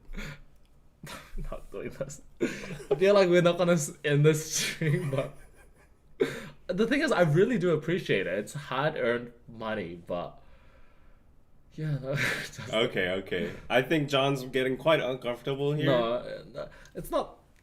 Yeah, I do want to save some stuff for next time. Sausage party, yeah. Okay, I won't pressure you. So okay. Maybe. He's a shy boy. Okay, why don't we do this? Look at his face. It's like about to explode. So give him some slack. I'm sorry, Doll Baby. You know I'm single. You have a lot of people that you know around. Yeah. Why don't we have a 소개팅 next time on stream? Live 소개팅. They could like a live blind date. How? I don't know. That's like bring each other's friends that speak English and like. Yeah, and then there we can play pepero game. Oh, like 2-2. Yeah, well, yeah, some of that. John is definitely not coming back. Yeah, I'll take my elderly fans somewhere else. John will not be back. He's ready to just... Hey, I'm just saying, I have my shoes on already. Yeah, so we gotta know where to stop. Yeah. We gotta know where to stop. So respectfully, Doll Baby, thank you. She said it's fine too. She's just doing it for fun. I know she's like a regular viewer and it's totally good. So good ideas, yeah. Yeah. So I'll just do this by myself, and hopefully we can do a pepero game with, I could do it with Anna, honestly. Really? Yeah. But she wouldn't like it because she has a boyfriend right now. Could you do it with your other friend? Oh, and then there's gonna be one troll that always trolls saying like David is lusting for Anna right now. Like, wait, but he's you are. What? But you are. You want to play that game? No, sorry. You want to play that game? I don't think you're able to handle. Okay. Yeah, but it's a great content idea, you know. Yeah. I think you can start looking into it, but yeah, I appreciate all the donations. It's weird because I've never been in a. Only time I see people interaction with fans is through you.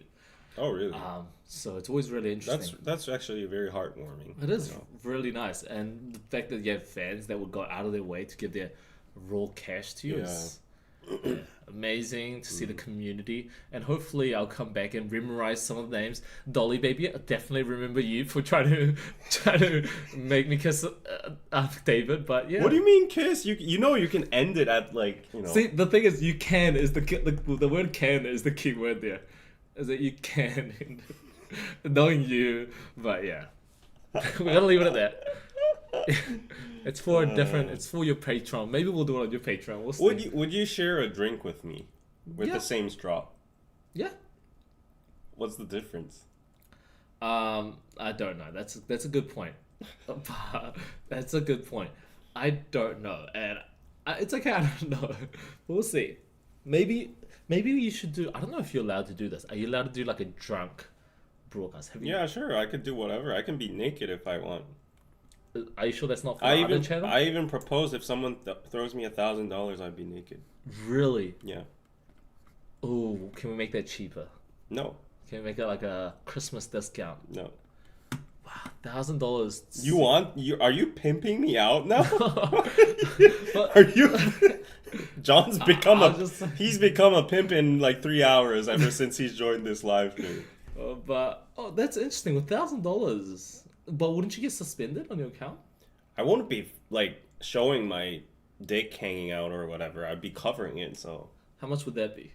I'm joking. like upper top 1,000, down. Like, Really? Like Up 1,000 is very expensive. 3,000.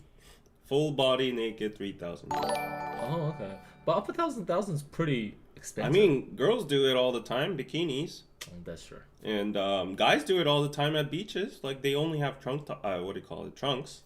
And if you just like pull down one layer, what's the difference? Yeah. So I thought If I get $3,000 for Yeah, that, I thought you'd do it for like 500 or like 300 for. oh, you thought I was a shirtless. cheap dude? No, Wow. because like Wow, what does that mean? No, if we go like swimming together or something then it's very natural to see people without their shirts. Yeah. If you go to a pool party. Exactly. What's But, the yeah. difference? It's just that I have a live audience of 400 people That's watching, true. so Yeah. I want some extra Are value. you insecure about your nipples? No. Is it no? If you're No, confident I've about already your shared nipples? this, but I have iron nipples, so they protrude a lot. I think a lot of Asians do. Mine are special. Special iron nipples. I'll keep that in mind. Yeah. Next time we get 1,000 donations. Yeah. I love the way you say my name, John. What do you say? I just said like Dolly Baby. Oh, it's Doll Baby. Oh, okay. Oh, you Doll said Baby. Dolly Baby. Dolly Baby. Okay. I'm glad you like it, but that's. Hopefully Okay. she can subscribe to my elderly fans. Okay. What did Chammer say? Because people are saying Chammer lol. It's not in the chat. Let's see over here. Did we miss something? David only 1,000. Yeah, only 1,000. That's my price. Everyone has a price. If you get, I can't wait until the day that somebody actually puts you to it. Did he just say whole body naked 3K? Are we starting a fund? Honestly, would you do it? What if you had like one day? For 3K? Yeah. Like cumulative. who the frick am I? Like I'm a freaking random Asian dude, and if someone's willing to pay 3K for a full body pic of me, I'm down. So, for example, for maybe not next time, but a different stream, you open the stream and the total number of donations. So, kind of like a GoFundMe for like David naked stream. kind of like a fund for you to get like a whole 3-hour stream or 2-hour stream, and if it reaches 3K, for example, would you do it? Why are we in this topic? It has to be a single donation. A single donation. Yeah. I have basic human dignity too. Basic. Oh, Yeah. very basic. I don't think it's so different from OnlyFans or, other streamers that do weird stuff for a certain amount of money. Would you open an OnlyFans? If there's demand. for If it, there's okay. demand, that's the important part. Right. Like So if me there opening is- open OnlyFans isn't an issue. You know, there's a lot of interesting people that want to kind of invite. It would be interesting if you invited to your to your channel, but yeah, I think inviting someone who is a professional in that field could be interesting as well. Maybe they'll convince you to join the industry. Something we're both not familiar with. 5K. Yeah, okay, I'll up my value. Thank you for your feedback. I will up my naked body reveal value to 5K. 5K. But I want to end this stream real quick because I'm kind of getting scared that it's actually putting thoughts into people's Yeah, I minds, feel and like somebody could some be rich just- person would actually might throw 5K. So I feel like That's- they could be, which that's is pretty why, scary. Which is why I was kind of stalling, seeing if there's anybody. oh but- really? You're Yeah. evil! Wow, you're evil. Because knowing like there's 400 people, the chance of one person being like dirt rich and being like, okay, whatever, Yeah, could be there like, might be great someone content. from the I don't know Dubai or like a Exactly, just some rich person. yeah. John, do you left, bro? just on the comments. Not a lot, unfortunately, but yeah. Okay, you guys know I'm half joking, half serious. So I feel like you're more serious. there. interpret it as you wish, but I'll just leave my price for today as 5K. But with inflation and all, it might go up soon. So yeah. But yeah, thanks for having me. And that was. John really turned into your pimp. I was just saying, if I'm getting that incentive as well, you know, why not? I'll do the marketing for you as well. Mm-hmm. But nearly a 3-hour You stream. sure you're Christian, right? Yeah. I wouldn't, let's be honest. I wouldn't actually. I don't like this laugh. Hey, I'm just saying, we shouldn't have bought that better. I'm just Okay, saying. let's go lunch. What do you want? Oh, this isn't even lunchtime, but I haven't had anything, so Let's grab some food. yeah. Pizza? Papa Sure. John's? Oh, I've never had Papa John's, I think. So yeah. Why You've not? never had Papa John's? No, In Korea or New Zealand? in my life. What? Never had Papa John's. It's a pizza place. Your name is John. So that so the, what literal is that like a this is- Johnism? Like This is like brain rot. yeah, 3 hours talking about news. Yeah, Yeah, we traveled to Busan by now. yeah, probably. Yeah, Yeah. it took us quite a while to do all of it, but had a great time. Yeah. Hopefully, I'll come back next time, and then people will drop the bet better. But yeah. Okay, let's go. Yes, he's from New Zealand. Okay. Yes, I am. Okay, bye guys. Thank you all for the super chats and PayPals. I will feed him well.